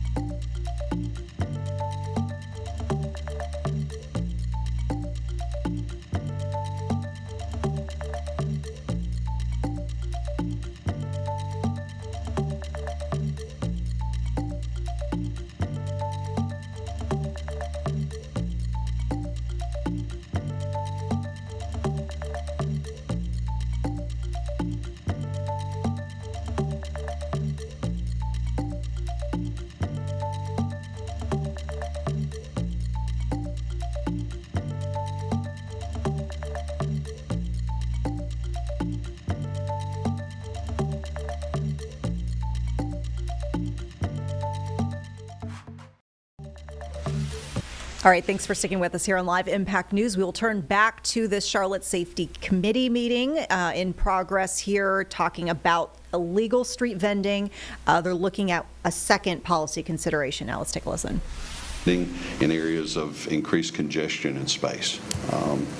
Option 2 would be to restrict vending in the public right-of-way citywide.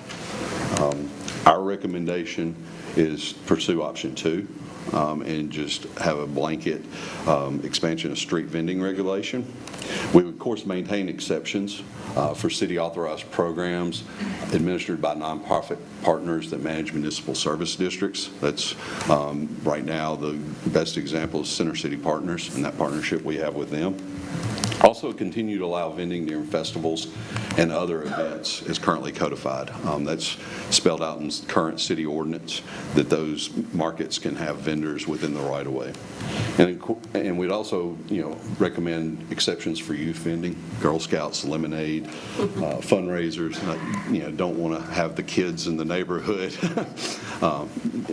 get in trouble for having a lemonade stand. Our rationale on that is regulation of street vending is consistent with results of our benchmarking review of other cities, especially larger cities. We like to have that hometown feel here, but we're pushing the size of a major city now, and this is one of those major city issues, and those cities tend to have regulation around vending. Brick and mortar small business equity concerns are valid. There's a lot of capital that goes into opening a brick and mortar, much less having customers come in and out. And then allowing vending exceptions within MSDs is a logical way for permitted vending programs in high-density areas. So I don't know that South Park as an MSD would ever have street vending, but they would have the staff and the resources to know where that would go, just like Center City Partners or maybe even University City Partners at some point. And if I could just make one point so we've got 3 policy considerations. We're just finishing number 2 of 3. Whereas the first one related to NODA is one that is time sensitive. We need to have feedback today and know definitively where the committee's at. Policy consideration 2 and policy consideration 3. It's really at the will of the committee whether these are things that you believe should be grappled with now or later or never. So it's really your call coming out of the conversation today. What if anything, you want to do with number 2 and number 3? And finally, policy consideration number 3 is should unpermitted or illegal street vending in the public right-of-way have a misdemeanor Class 3 enforcement option. Recommendation is that we do establish a criminal penalty enforcement option, working with the city attorney's office to ensure that we're adhering to state statutory requirements. And the rationale behind this is just a stronger enforcement tool, particularly for repeat offenders. Right now, as I mentioned earlier, they receive a $500 citation. If they choose not to pay it, there's not much beyond that. We have anecdotal information from officers in Nodi and Uptown where vendors have citations in hand. Say, give me the next one. And the officers are really limited in what they can do for those folks, especially if they're not in a vehicle that's parked illegally or, if they're not causing a disturbance.